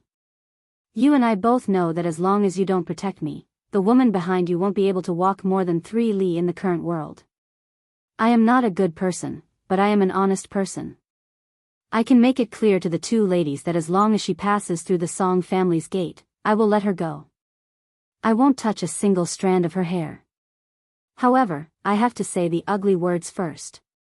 The entire Guangling underworld knows that whether or not I touch her body is not important. But in the future, she will be considered my woman. The tall and heroic woman sneered and said, Song Li, do you have the ability to go to the capital and say such shameful words? Song Li waved his hand on the back of the horse and laughed. How would I dare? Song Li gradually withdrew his smile and said, No matter if it is you or the woman behind you, none of you are pretty girls from humble families. You are probably from a large family in Great Peace City. But since you have entered the countryside, you have to follow the customs. No matter how big the gold branch or jade leaf is, I can eat it without leaving a trace afterwards. So, you should think about it carefully. Don't really annoy me. The sword-wielding woman exhaled and said in a deep voice, I have come to Guangling Underworld to find Zhao Zhu. She had left the capital to travel, other than wanting to roam the Jianghu alone. she had also prepared to see that young person who liked to build the capital. The woman behind her was her close friend, but the person she was going to meet was a heartless childhood friend. That man who had originally had a bright future seemed to have disappeared from the world for no reason after his family had changed. She had finally found some clues. This time, she had gritted her teeth and secretly left Great Peace City. It could be called a rebellious action. If she returned, she would not be able to take a step out of the capital for the rest of her life. Also, this time, she had dragged her to see that man. She had not been refused the door. But what was more hurtful was that the man had said that he had already discussed a marriage and was going to take root in that poor little place. The woman behind her did not believe that he would change his mind. The man had arranged a date with the unfamiliar woman who was not as good as her in every aspect. Not to mention the difference in their backgrounds, their appearances, talents, and knowledge were not worth mentioning. But when she saw the man and the village woman standing together, she gave up. Because when she saw the man and the woman who were not a good match, she knew that he liked her. The woman who had practiced the sword for many years under the master of the sword was not as calm as she appeared. The old man beside General Heng Jiang was unfathomable, so she had chosen that young retainer as her bet partner. She was sure that the opponent's blade skills were slightly inferior to her own, but if they really fought, not only would she lose, if that person had not shown mercy, she would have died here. Although it was against her nature to go back on her word, how could she watch her close friend go to that dragon's pool and tiger's den? Just as Song Li himself said, once she crossed his family's threshold, she would lose her clean reputation. No matter what good would it do to have this surplus general of Guangling's local snake be hacked into 1,000 pieces, his property confiscated, and his ancestors exterminated? But she still did not want to reveal their identities. She was not willing, and did not dare. Song Li stilled slightly, his eyes burning. Zhao Zhu, the heir of the king of Yanqi. She knew that it was not good and closed her mouth. There would always be men in the world who did not care about rules and liked a woman's identity more than her appearance. Great Peace City was the most virtuous place in the world, and also the most corrupt place. She had seen and heard too much about it. Some of the sons of noble families, who could not seduce any kind of beautiful woman, would target those women who were clearly old and lived in deep courtyards. They were proud of them, and would privately meet with their friends to use them as a topic of conversation. They would compete to see who had the higher rank of the titled madam that they had tricked. She had heard that this group of scoundrels did not just view women with ebony scrolls as playthings, they even dared to seduce titled madams with jade scrolls and rhinoceros horn scrolls. Hearing the name Zhao Zhu, Su Fengnian, who had already walked a few steps, stopped in his tracks. He raised his hand and plucked a lush willow branch. Su Fengnian did not plan on going close, but he also did not want to stand by and do nothing. Wang Fu thought that he, the second in the world in blade skills, had not acted in the end because that boy was lucky. Soon, he lost his confidence. A willow leaf flashed through the air. Like a knife cutting through tofu, it cut through Yang Meigong's Guangling new blade that was not in its green sheath. The proud young bladesman who had just won against that woman was dumbstruck, his face blank. Wang Fu was the one with the highest realm present, far above everyone else. But he still had to look around before he confirmed that it was the ranger in the shade of the tree that was causing trouble. The reason that Wang Fu had the strange nickname of Ghost Under the Wrist was because of the way he moved his blade. It was as though there were ghosts and gods helping him. He was one of the few people in the Jianghu who could ignore opponents of higher realms. Wang Fu's talent in martial arts was outstanding even among the geniuses. Otherwise, he would not have been able to reach where he was today just by relying on unorthodox methods. Even a swordsman like Chai Ching-shan would not dare to say that he could beat Wang Fu for sure, especially in a battle of life and death. Perhaps Wang Fu's chances of winning were higher. Then everyone on the road saw an absurd scene. The unreachable ghost under the wrist. Wang Fu first leaned back on the horse's back, as if he had dodged something. Only then did he have time to reach out and grab his blade. When he leaned down from the horse, he threw his body forward and lightly tapped the horse's abdomen with the tip of his foot. The sturdy warhorse was sent flying sideways. Wang Fu, who was leisurely carrying his blade, and who was actually wielding it, were two completely different people. Although the old man did not pull his blade out of its sheath, when he ran forward, his momentum was like a rainbow. But for some reason, after the old man had only charged out 60 or 70 feet, he was forced back 20 feet.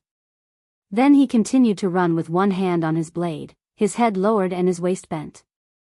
He did not walk in a straight line, but rather slithered across the sand like a snake. The ghost under the wrist, a master bladesman, was running forward and retreating like a toddler. After repeating this many times, everyone finally realized that the culprit should be that guy in the shade whose face they could not see clearly. But still, no one knew why Wang Fu had to use such a superfluous method to advance. Even Liang Meigong, who had broken his blade, was no exception. Chapter 1124. When Wang Fu finally arrived within 100 steps of the young man, wrist ghost, who was still holding onto the hilt of his saber, saw the young man casually toss away the willow branch in his hand. Without making the slightest movement, the willow branch above the young man's head suddenly straightened, snapped, and fell rapidly to the ground. Coincidentally, the young man caught it with one hand. Wang Fu suddenly stopped in his tracks. It was not only a show of goodwill, but also a show of weakness. Wang Fu was different from many top masters in that he had never set foot in Martial Emperor City in his life. After he became famous in his prime, he didn't have the title of Ghost of the Wrist at that time. Instead, he had the title of Wang Bu Si, which was mixed with praise and criticism. This was because he would kill anyone he encountered, and the one who survived would always be him, Wang Fu. He would never provoke an enemy who could kill him, so in this life, Wang Fu had never lost even once. Even though he had been close to Chai Qingshan for many years, the two of them had never once exchanged martial skills. For more than 10 years, Wang Fu had rarely used his saber. But 10 years ago, there was a time in Jianghu when he was still carrying the cough bead, one of the 10 most famous sabers in the world, against a young man. He still retreated without a fight. Not long after that, not only did Wang Fu know who that young man who didn't carry a sword or a saber was, it could be said that the whole world knew. The peach blossom sword god, Deng Taya. This time, Wang Fu still did not care about the face of top masters and martial arts seniors, and chose not to use his saber. It was not that he thought he had no chance of winning, but once he used his saber, it would be a fight to the death. The two of them met by chance, and there was no irreconcilable hatred between them. If he was facing Gu Jiantang, then the old man would have the impulse to fight regardless of life and death. After all, those who practiced the sword all wanted to climb over Dong Tai's mountain, and those who practiced the saber were Gu Jiantang. As for those who practiced martial arts in general, no one should have the wishful thinking of defeating Wang Xianji. Wang Fu did not believe that Wang Xianji only died at the hands of the young King Su. Wang Fu stood where he was, feeling a little depressed. There were too many young masters in Jianghu. Many of them had died at his hands, but they were like weeds that grew again when the spring breeze blew. The young master that he had underestimated earlier didn't push his luck either. Instead, he twirled the willow branch between his fingers. It didn't seem like he would take the initiative to shake hands and make peace. It was as if he was waiting for Wang Fu to take the initiative to attack. This junior who popped out of nowhere was too arrogant. Wang Fu's thoughts fluctuated several times, but he did not pull out the Guangling saber at his waist. If he really had to fight to the death, he would feel uncomfortable if he didn't bring along his cough pearl knife. Song Li rode forward and came to Wang Fu's side. This extremely daring general had a complicated expression as he slowly said, "No wonder this young master is unwilling to pay attention to me." The cool breeze blew gently, and the dense willow leaves made the shade of the tree seem deep. The young man didn't say anything. Song Li smiled, "Since young master has made a move, I'm not a fool who won't turn back until I hit the south wall. As long as those two women are in the Guangling Taoist realm east of Shizi County, I will promise them a safe journey. How about it?" Song Li couldn't see the face of the man under the shade, but Wang Fu, who was facing a great enemy, saw it clearly. That guy had a faint smile, but it was especially playful. Song Li tilted his head, then suddenly lifted the reins, turned the horse around, and faced the hundreds of elite light cavalry soldiers. He raised his arm, indicating that they should retreat. Although Wang Fu's 5 fingers left the hilt of his saber, he didn't turn around. His body retreated. After the cavalry had gone some distance, Liang Meigong looked at the bleeding wound on General Song Li's cheek. It was a ghastly sight. Liang Meigong carefully asked, "General, should we mobilize 1,000 cavalry to encircle this person?" Song Li didn't nod, but asked Wang Fu, "Elder Wang, is 1,000 cavalry enough?" Wang Fu sneered, 1,000 cavalry to kill a wooden stake that doesn't move. No matter how hard the stake is, it's probably enough. After all, no matter how many masters there are in the world, there aren't many immortals like Li Chungang. But do you think that guy will stand still and fight 1,000 of our cavalry? Song Li didn't fly into a rage out of humiliation. Instead, he smiled and asked, "Why don't we use all 3,000 cavalry and ask Elder Wang to block that person's retreat?" Wang Fu sneered, "Is it worth it for 2 women of unknown origins? Even if we take a step back, the identities of those 2 northern women are probably not simple. Aren't you afraid of getting into trouble after eating them? This isn't like the blood on your face that can be wiped off just because you want to." Song Li sighed, "That's right." Wang Fu probably also realized that he had lost his composure. He shouldn't have taken advantage of his seniority in front of Song Li. He took out the exquisite porcelain bottle that was filled with crushed spices and sniffed it hard. With an amiable expression, he said, "Our emperor still has to worry about Chao Qingyi and Beyond Tenterhooks, afraid that he will suddenly appear at his bedside one day. General Song, this old man knows that you didn't care much about the power of Jianghu in the past and only treated it as raising cats and dogs for fun. However, there are some words that weren't easy to say in the past, but now you can say it. Everyone says that when a man gets angry, blood will splash 10 steps away. Perhaps there will be people who will ask why Chao Changqing was unable to break into the imperial palace so many times, and why the Su family still died of old age after slaughtering their enemies all over the world.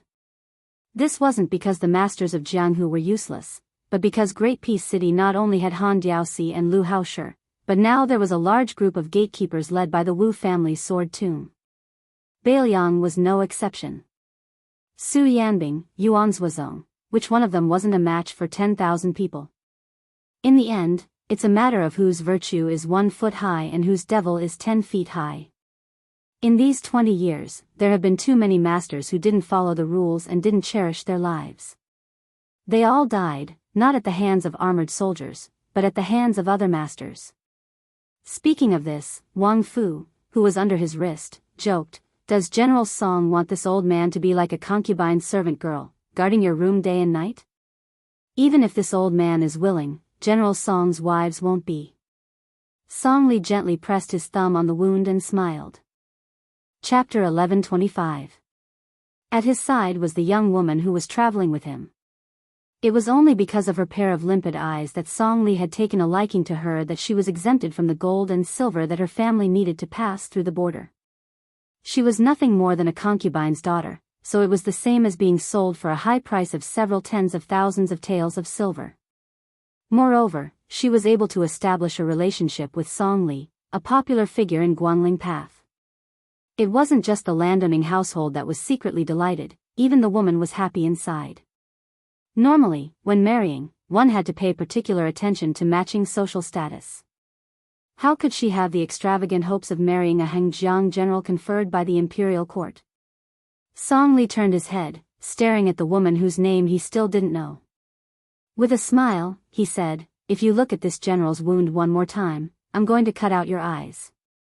The woman who originally only knew a bit about horsemanship and whose face was slightly pale from the bumps was immediately horrified to the point where her face was devoid of color.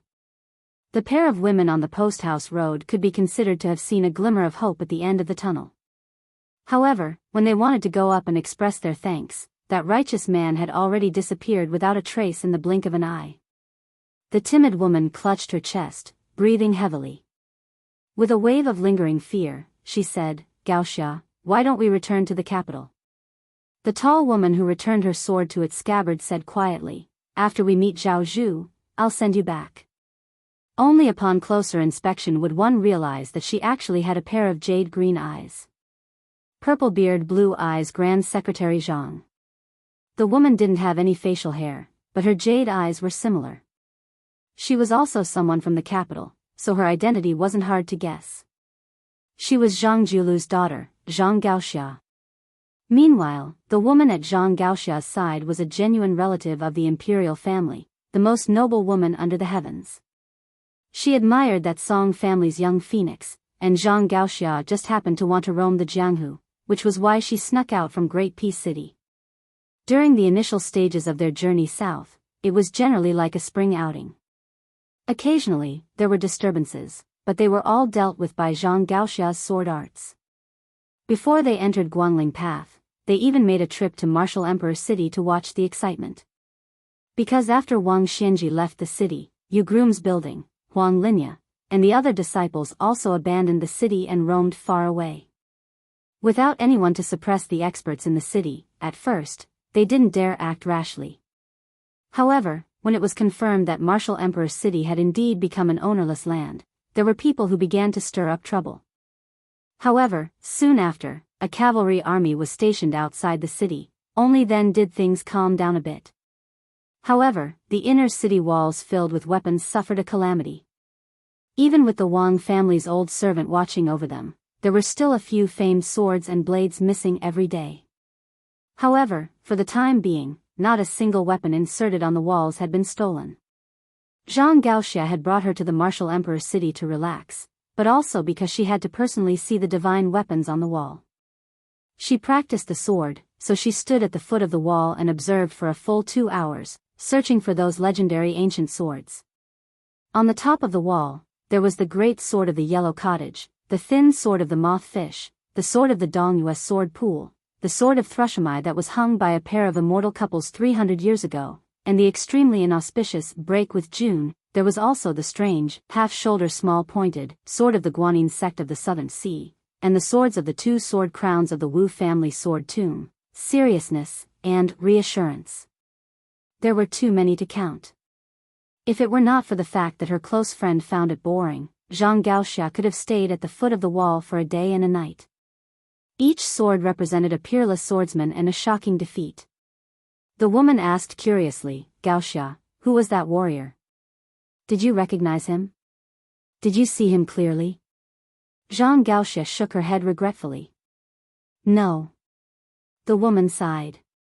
"If we were in Great Peace City, we could have repaid his kindness." Zhang Gaoxia muttered to herself, "After this, there won't be anything to do with Jianghu. If there really is, then it's just people who don't care about their lives dying on the battlefield." The woman suddenly said angrily, "This person is called Song Li. He's really detestable." Zhang Gaoxia hesitated for a moment, but in the end, she did not say it. She had once inadvertently heard her father commenting on the people of Guangling. Among them, he had mentioned this Song Li, the prince of Guangling's blessing general. Song Li was actually a chess piece that the imperial court had placed in Guangling Spring Snow Building a long time ago.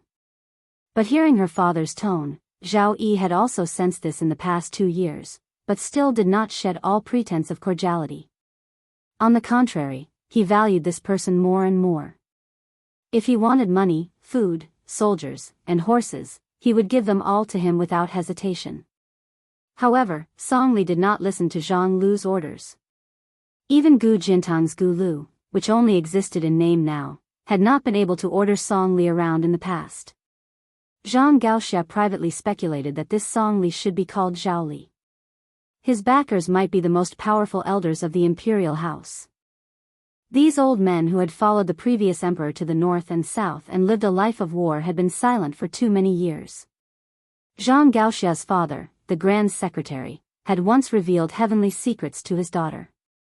He had laughed and said that those old men, who were buried up to their necks in the yellow earth, had gritted their teeth and refused to step into the coffin because they wanted to wait for the 2 people outside the door to die first. Later, when the news of Su Zhao's death spread to the capital, Zhang Gaoxia went to the study that her brothers had treated as a forbidden land. When she found that the person outside the door had died, the father of the person inside the door was not very happy. Instead, he was somewhat lonely. When she left the room and closed the door, she vaguely heard her father say, "Since ancient times, it has been difficult for famous generals and officials to die of old age. Su Xiao has won." Returning to the inn in town, Su Fengnian was not in a hurry to leave. His trip to the Eastern Sea this time was one thing. However, if Guangling Road mistakenly thought that they could take advantage of the situation, he did not mind learning from Chao Changqing and having a good chat with Zhao Yi and Zhao Yuang. As for Song Li, he naturally knew more than Zhang Gaoxia. In name, Song Li was one of the most popular people in the Spring Snow Building. It was even rumored that he had squeezed out Lu Xingxiang's position. In reality, there was no such thing. Lu Xingxiang going to the capital to be assistant minister of the Ministry of War was an open attempt by the court to steal people from him. Song Li was secretly stealing people from the Spring Snow Building. However, even Zhao Yi probably only knew part of it. Song Li was not only a chess piece of Great Peace City, he was also the work of the Yan King Zhao Bing. As to who Song Li would be loyal to in the end, only the heavens and earth knew, as well as Song Li himself. Song Li was a chess piece that had been manipulated by many sides. Since he was able to survive on his own, he definitely did not rely on luck to get to where he was today. As expected, he did not come to the inn to make a big fuss. Su Fengnian left the country early the next morning. Actually, on the way to the inn, Su Fengnian would definitely die if Wang Fu could get within 10 feet of him. However, Su Fengnian was even more certain that even if Wang Fu was given 100 years, that guy would not be able to get within 10 feet of him. Because Wang Fu was not Gu Jiantang. The difference of one step was often the difference between heaven and earth. The carriage slowly approached the Eastern Sea. The sound of the tide gradually grew louder. Other than the relic sword box, the items that Su Fengnian wanted to take away from Martial Emperor City would shock the entire world. Chapter 1126. Because it's 5,000 words, it's a little late. Su Fengnian took in a poor young man as his disciple. Before they could see the Eastern Sea and enter the Martial Emperor City, they encountered a small group of horses that crossed the border and saved a family of orphans and widows.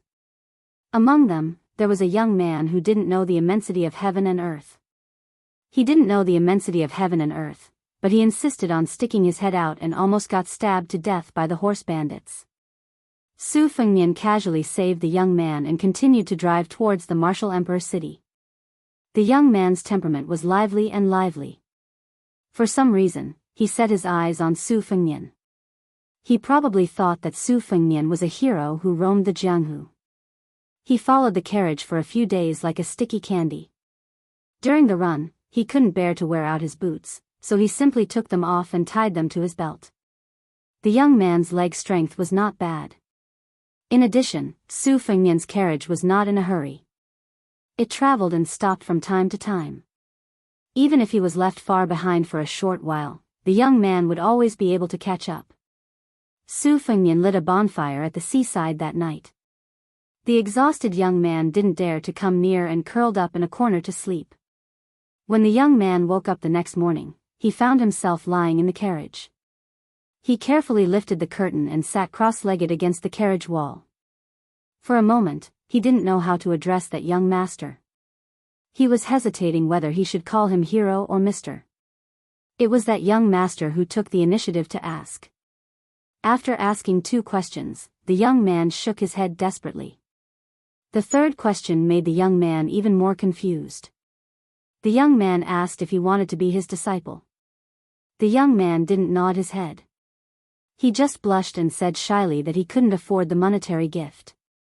That young master said it didn't matter. Along the way, the two of them became master and disciple. They didn't talk much.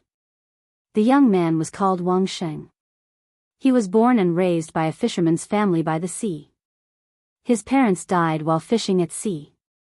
He and his grandfather depended on each other for survival. After his grandfather died of illness, the young man left his hometown. Since young, he was much stronger than his peers. Other than begging, mourning for people's funerals, and carrying illegal salt, he had done almost all kinds of jobs that could earn him money. Young Wang Sheng was still at an age where he did not know what shrewdness was. When he learned that his cheap master who seemed to have fallen from the sky, was going to the martial emperor's city. He was so excited that he could not help but chatter. The young man's nature was simple and honest, and he had a pure heart.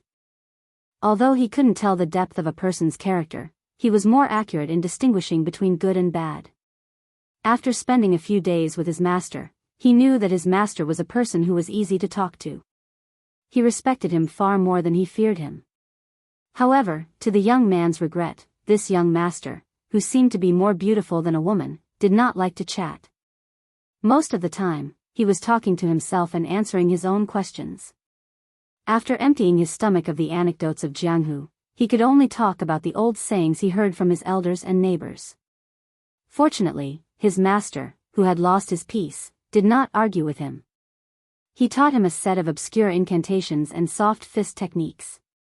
He could not remember the incantations, which gave him a headache, but the fist techniques were soft and powerless. However, the young man was content with what he had. He was satisfied to be able to practice martial arts. When he left his hometown 2 years ago, he saw an old man selling secret manuals at a stall in the Jian province. He handed over the 3 taels of silver he had saved with great difficulty. The old man was easy to talk to. He opened his bamboo basket and allowed Wang Xing to choose. Wang Xing was illiterate, but when he heard the names of the books, they all seemed to be peerless martial arts. It gave him the feeling that if he could master 1 or 2 moves in the book, he would be able to make a name for himself in the Jianghu. In the end, Wang Xing chose a sword manual.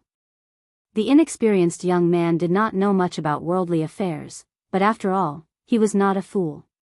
He quickly realized that the secret manual was fake. However, he was not angry. He kept that nonsensical sword manual in his bosom and treated it as if he had learned 100 words.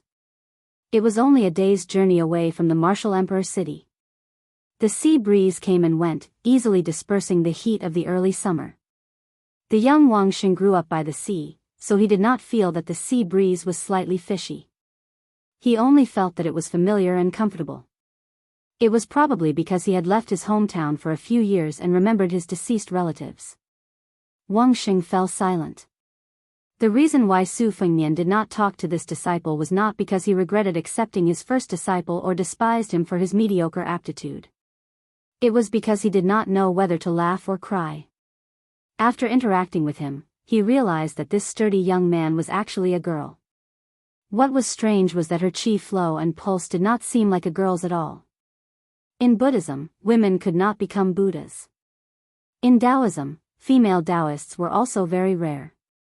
There was a reason behind it. For 100 years, his mother was the only female sword immortal. Going back 300 years, there was only one female sword immortal. If one did not take the sword into consideration, the number of female first-rank experts could be counted with one's fingers. One of the 4 great grandmasters was Fengdu Green Robe. The current Jianghu was more Yin Qi than before. There were Luo Yang and Xianyuan Qingfeng, as well as Wang Xianji's disciple, Linya, who he had never met before. The logic behind a woman's appearance was similar to that of a man's appearance. His disciple Wang Xing's aptitude was actually not bad. However, before and after Su Fengnian started practicing martial arts, he had seen the peak of the Jianghu. An outstanding aptitude was often not good when one was young. When it came to practicing martial arts, one's stamina was very important. With enough stamina, there would be many opportunities. Both were indispensable. The reason why Su Fengnian accepted him as his disciple was very simple. Wang Xing had a wooden sword at his waist. In the first question, Su Fengnian asked Wang Xing if he was willing to exchange the wooden sword for food. Wang Xing refused. Su Fengnian then asked if Wang Xing was willing to exchange the wooden sword for money. Wang Xing still refused. In the middle of the night, they were only 30 to 40 miles away from the martial emperor's city. Su Fengnian did not continue riding forward. Instead, he ordered Wang Xing to pick up dead branches and light a big bonfire by the sea. The roaring flames shone on the faces of the master and disciple. Su Fengnian gave Wang Xing half a piece of beef jerky the size of a child's palm. The night sky was bright and full of stars. Wang Xing lowered his head and chewed the beef. When he looked up, he saw his master staring at the starry sky in a daze. He secretly licked his oily fingers and then pointed to the starry sky. He smiled and said, "Grandpa said that there is a big lantern. On the ground, when people die, the lantern will go to the sky and light up again." Su Fengnian said calmly, "There is a saying in my hometown as well." Wang Xing waited for a long time. When he saw his master fall silent again, he said to himself, "Master, other than you, I admire the Wulin Alliance leader of Mount Hui the most." Wang Xing revealed a smile and asked, "Master, guess who's next?" Su Fengnian shook his head. Wang Xing chuckled and said, "It's the Martial Emperor City's fist master, Linya." Su Fengnian smiled and said, "She is the disciple of the world's most powerful person, Wang Xianji. Moreover, she is a beauty on the rouge list. You are far inferior to her in both aspects." Wang Xing wanted to dig a hole and hide in it. He asked timidly, "Master, you know?" Su Fengnian nodded. Wang Xing saw that his master did not seem angry. He lowered his head and said, "Father and mother always wanted to have a younger brother, but they couldn't. Later, they gave up and raised me as a boy. Moreover, we can't afford a dowry and I don't want to get married. Besides, who would want to live with a woman who looks like a man? Just thinking about it makes me depressed. Whoever marries me must be a rapist who did too many bad things in his previous life. The heavens want to punish him for marrying a man in this life." At this point, Wang Xing, who was content with his life, was amused by himself. Su Fengnian tore off a piece of beef and put it in his mouth. He said softly, "When you grow up, you will look like a woman." Wang Xing could not help but say, "If I look half as good as you, I don't mind living half a lifetime less." Su Fengnian said calmly, "Go practice for 2 hours." Wang Xing knew that he had said something wrong. He took the wooden sword from his waist and went to the beach to practice with a bitter face.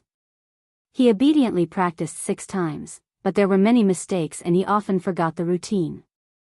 However, from the corner of his eyes, he saw that his master did not care about his stupidity and did not show any strange expression. Wang Xing practiced for another hour before sitting across from his master. He picked up the wooden sword and placed it on his knees. Su Fengnian asked, "Walking the Jianghu with a wooden sword, don't you find it embarrassing?" Wang Xing was puzzled and asked, "What's there to be embarrassed about?" Su Fengnian did not say anything. Wang Xing smiled happily and said, "Grandpa made this wooden sword for me. Even if you want it, I won't give it to you." Su Fengnian, who never called himself master, said unhappily, "Do you think I want a broken wooden sword?" Wang Xing chuckled. Su Fengnian joked, "In the future, if anyone is blind enough to fall in love with you, you can take this wooden sword as a token of love and consider it your dowry." Chapter 11:27. Wang Xing remained silent with a bitter face. Su Fengnian said, "You think the wooden sword is precious now, but that's because you haven't seen a real good sword. I am going to the Martial Emperor City to get something, and I can give you one when the time comes. However, you can only keep one sword. You decide for yourself. Let me say the ugly words first. I will not bring a poor disciple who only has a wooden sword to wander the martial world. I can't afford to lose face like this. Besides, you won't be able to practice any superior sword arts with a wooden sword. Wang Xing, do you want to use this broken wooden sword to wander the martial world alone, breaking your head and bleeding? You won't be able to make a name for yourself for the rest of your life. Or do you want to accept a famous sword that everyone covets and learn profound martial arts from me? You will make rapid progress on the martial Tao. Don't be in a hurry to answer me. You can tell me your thoughts tomorrow morning." After Su Fengnian finished speaking, he went back to the carriage to rest, leaving behind a disciple who looked as if he was struck by lightning. The next day, the fog was heavy at dawn. The majestic Martial Emperor City in the distance fell into the clouds and fog. It was sometimes hidden and sometimes visible. It was like a perilous sea. Su Fengnian walked to the seaside and saw Wang Xing with his eyes closed. He held the wooden sword and pointed at the sea. Probably because he had been holding the sword for a long time, there was a drop of fog on the tip of the sword. Before this, Wang Sheng was wholeheartedly focused on practicing the sword. Su Fengnian didn't pay much attention to him and only taught him this ordinary sword stance. She treated it as a peerless martial art and practiced it tirelessly. Others might find it funny, but they also didn't find it funny. Wang Sheng finally realized that his master was beside him. He didn't keep the wooden sword and turned to look at his expressionless master.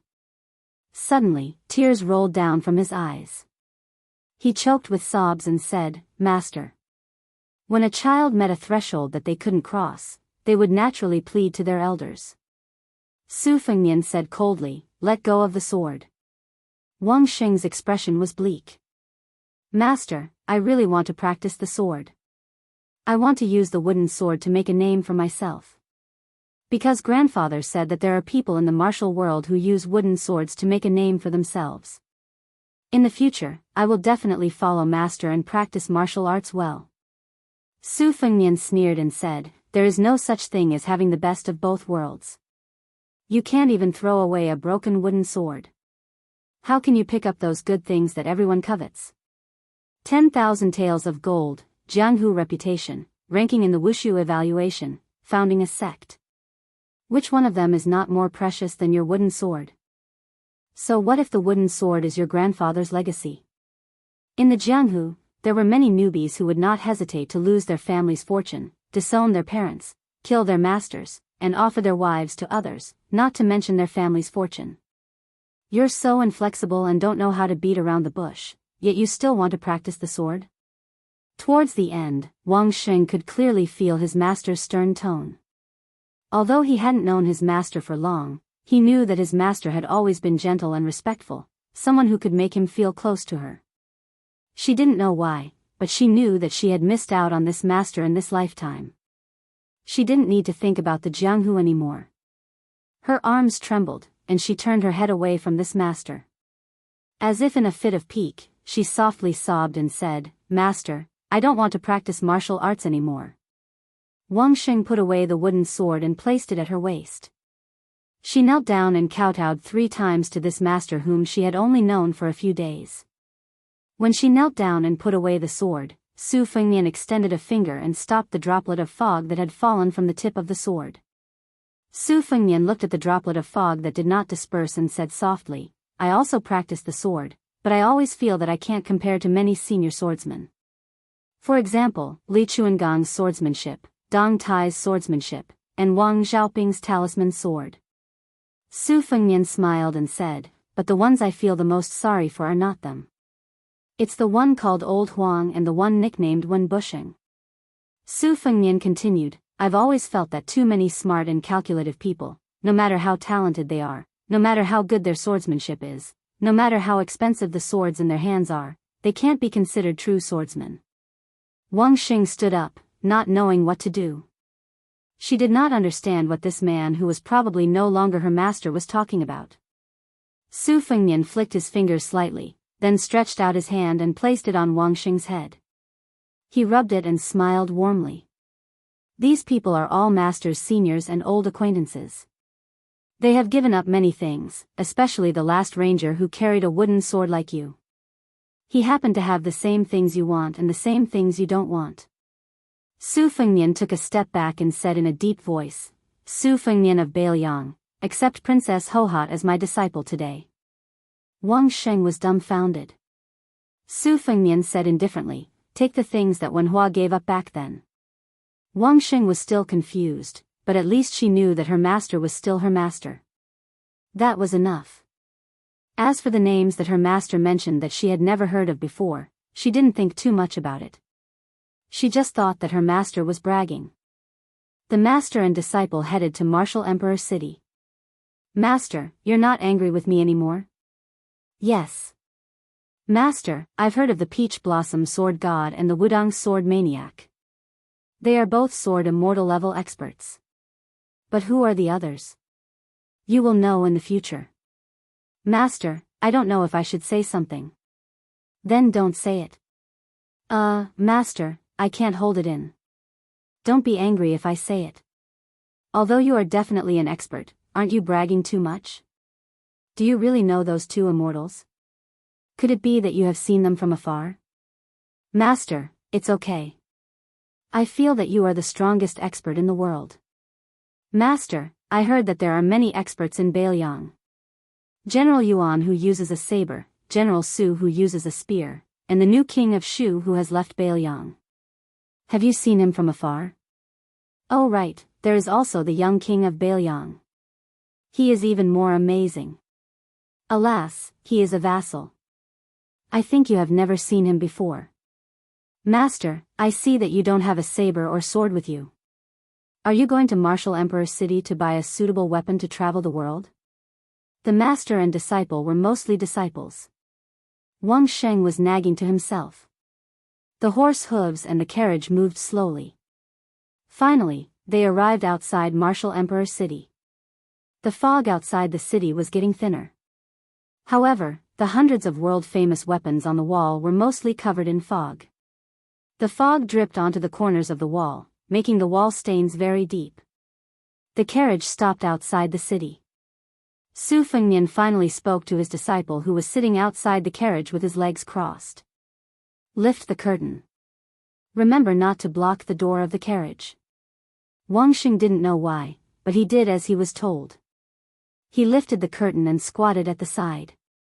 Su Fengnian sat cross-legged and looked at the open city gate of Martial Emperor City. Wang Xing suddenly opened his eyes wide. He saw his master's sleeves fluttering even though there was no wind. The fog in Martial Emperor City disappeared in an instant. Inside the city, the wall that once symbolized who was the most powerful person in the world began to tremble imperceptibly. Then, the trembling became more and more intense. First, a purple color flew out of the city gate and crashed into Su Fengnian's arms. Then, the famous sword Yellow Cottage, which was stuck on the high city wall, broke away from the wall and crashed into the red sandalwood sword box. Then, 8 swords of different lengths crashed into the box one after another. Su Fengnian sat down with the box in his hands. Wang Sheng, who was still holding the curtain, opened his mouth wide. What was going on? On the city wall, hundreds of masterless weapons were trembling at the same time. They seemed to be struggling and resisting. Su Fengnian raised his arm and said softly, "Come." Moth-fish slender sword, thrush sword, Jianghu, half-shoulder small point from the Guanyin sect of the South Sea, Wu family's sword tomb, peace and seriousness, and sword immortal Qin Qingming Sun Buyu from 200 years ago. Swords flew out of the city one after another. Dantian blade, splendid tree blade, Gu Jintang's master's peeling peck, frost long blade that was invincible 400 years ago, and so on. Swords flew out of the city one after another. The 18 best weapons in the world left the city wall one after another. There was nothing left on the city wall. They went around Su Fengnian and slid into the carriage in an exquisite arc. No matter how fast they flew, they stopped abruptly after passing through the curtain and fell gently. The carriage was stuffed full of weapons. When it couldn't stop, the weapons that came later were nailed into the ground around the carriage. After half an incense stick's time, the 418 weapons on the city wall of Martial Emperor City all had owners after leaving the city. Wang Sheng was stunned on the spot. He couldn't think straight anymore. Her master was really an expert who knew a lot of experts.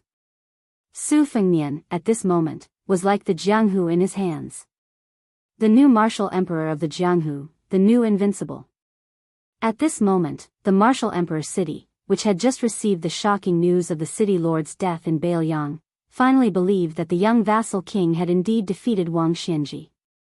After this, the whole world had to pinch their noses and admit that the son of Butcher was the new #1 in the world. Chapter 1128.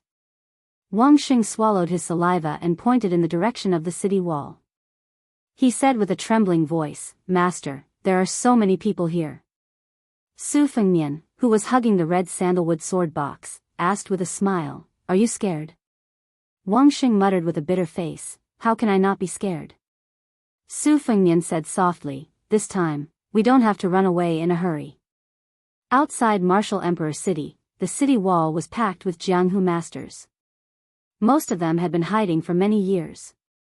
They were sheltering old monster Wang to avoid being hunted by the imperial court. At the same time, they knew better than any other Jianghu people how heavy the dark cloud above their heads was. It made them unable to see the sun and despair. If Wang Xianji didn't die, the Jianghu people wouldn't be able to rise again. This was the biggest principle of the Jianghu for the past 60 years. As time passed, no one thought that the old monster would die. However, not only did Wang Xianji fail to ascend, he was defeated by a young junior and even died in the hands of this guy. This was the most shocking news in the Jianghu in the past 100 years. It was even more unbelievable than when Li Chuangang's wooden horse and ox were broken by Wang Xianji. There was no lack of experts on the city wall.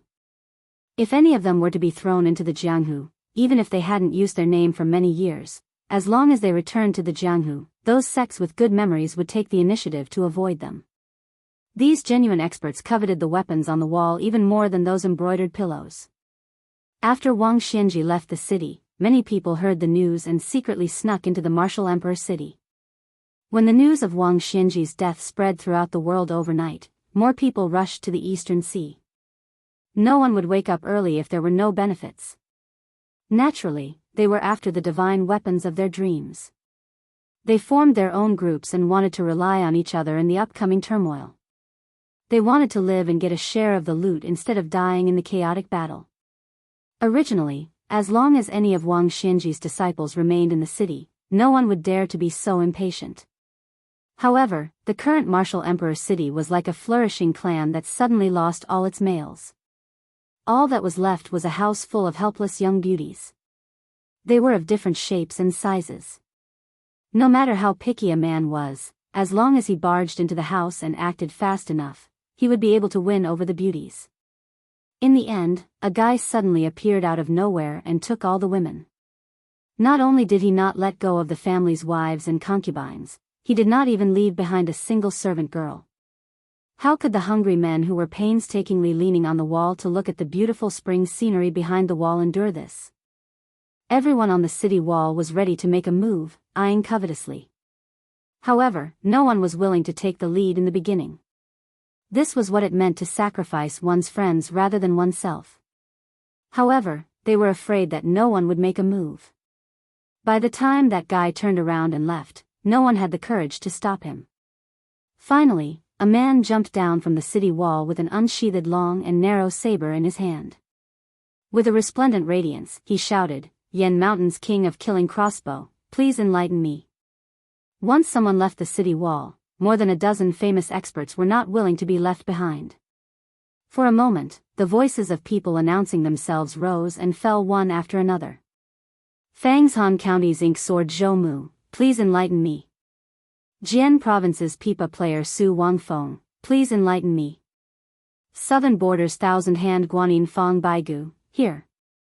Yendang Mountain's unfettered cultivator Situ Hongzhu, may I be so bold as to ask for a fight. I am Mount Yulong's monk Ling Miao, I would like to ask for advice today. More than a dozen experts were full of energy, each with a louder voice than the other. This was only the first group that left the city. Soon, a second group with even more people jumped down from the city wall. Compared to the first group, these men were more reserved. Most of them jumped down from the city wall without making a sound. When the first group of experts almost touched the ground and ran forward, the second group was still in the air, but the third group began to jump down in a single file. It was like a curtain of a cascading waterfall, decorated with large and small pearls. This dazzling and magnificent scene was destined to be passed down in Jianghu for a long time. Wang Xing put down the curtain and sat closer. He said in a low voice, "Master, many of them are famous heroes and devils. Even I have heard of them." Su Fengnian nodded and smiled, "Then I will tell you some you haven't heard of." Su Fengnian looked in one direction and calmly said, 60 years ago, the Northwest's #1 swordsman, he Baichuan's sword Elm Pod. His gaze shifted slightly and he continued, Dongyue's sword Pool's Song Nianqing's fourth sword, Mo Shangcao. He looked in the third direction, Nanzhao's #1 Wei Miao once wielded the ancient spear, Dragon Winding Beam, to fight in Jianghu for 3,000 li, Jiang Baishi's sword Peeling Peck. Over 100 years, the great frost sword that was used by more than a dozen swordsmen. 2 generations of swordsmen of the Sword Tomb carried their swords in Jianghu and died in Jianghu. Don't worry first, then get serious.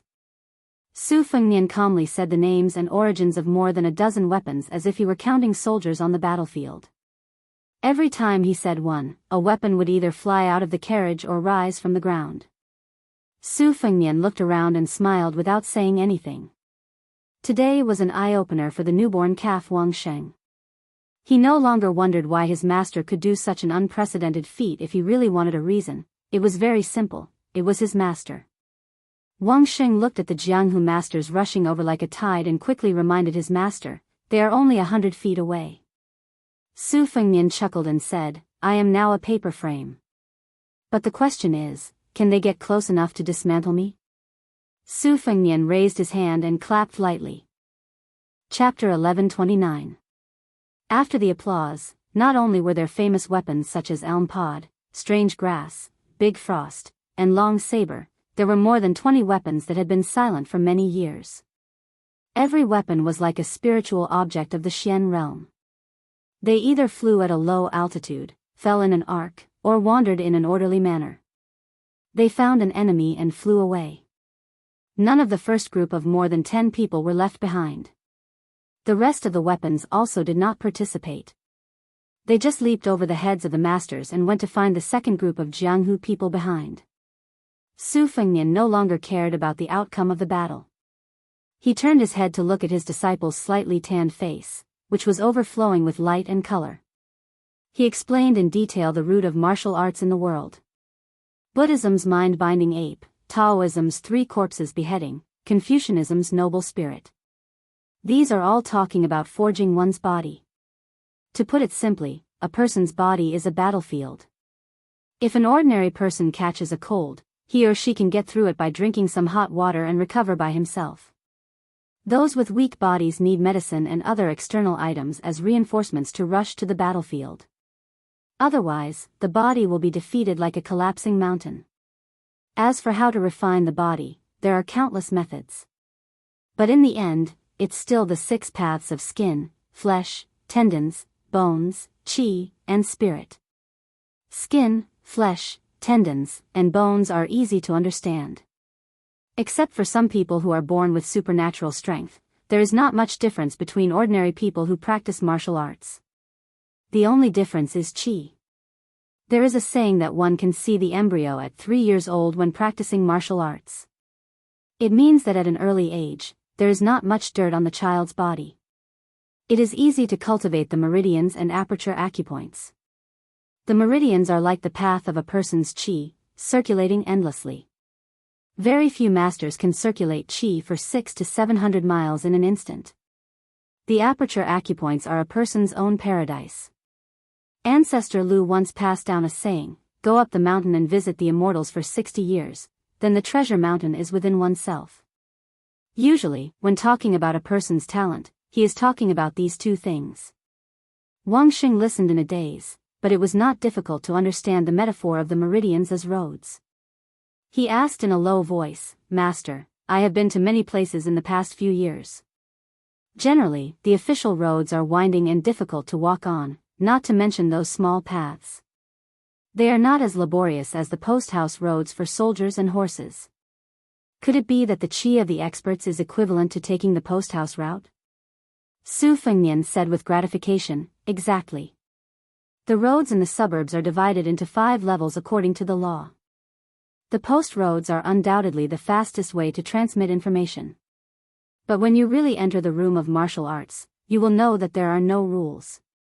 There are many unorthodox ways in Jianghu, taking shortcuts in the flow of qi. In Jianghu, in the 3 sects, there is no difference between the 2 realms. As Jianghu people who are not of the 3 sects, but in the Jianghu, who are not Jianghu people of the 3 sects, as Jianghu people of Jianghu as well, in the Jianghu Jianghu people. As a Jianghu and Taoist Tao, Taoist Taoism. In level Jianghu. While the master and disciple were chatting, the first group of Jianghu heroes saw that the situation was not good and had tactfully retreated. Among them, the 1,000-hand Guanyin Fong Baigu hid countless hidden weapons and was very arrogant.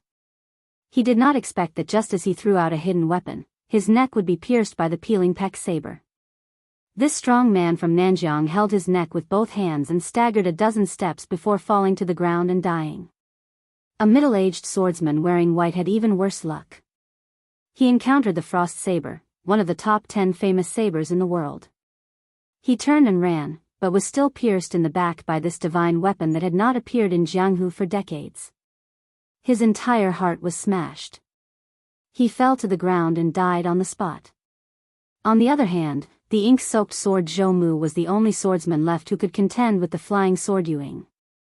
However, they were only evenly matched.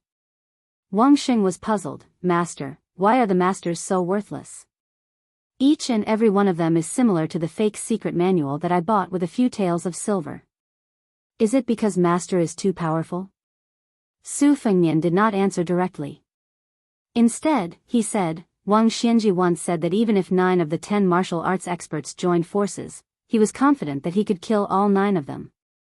This is the confidence of Wang Xianji as the world's number 1, and also the spirit of a single person who can fight against the world.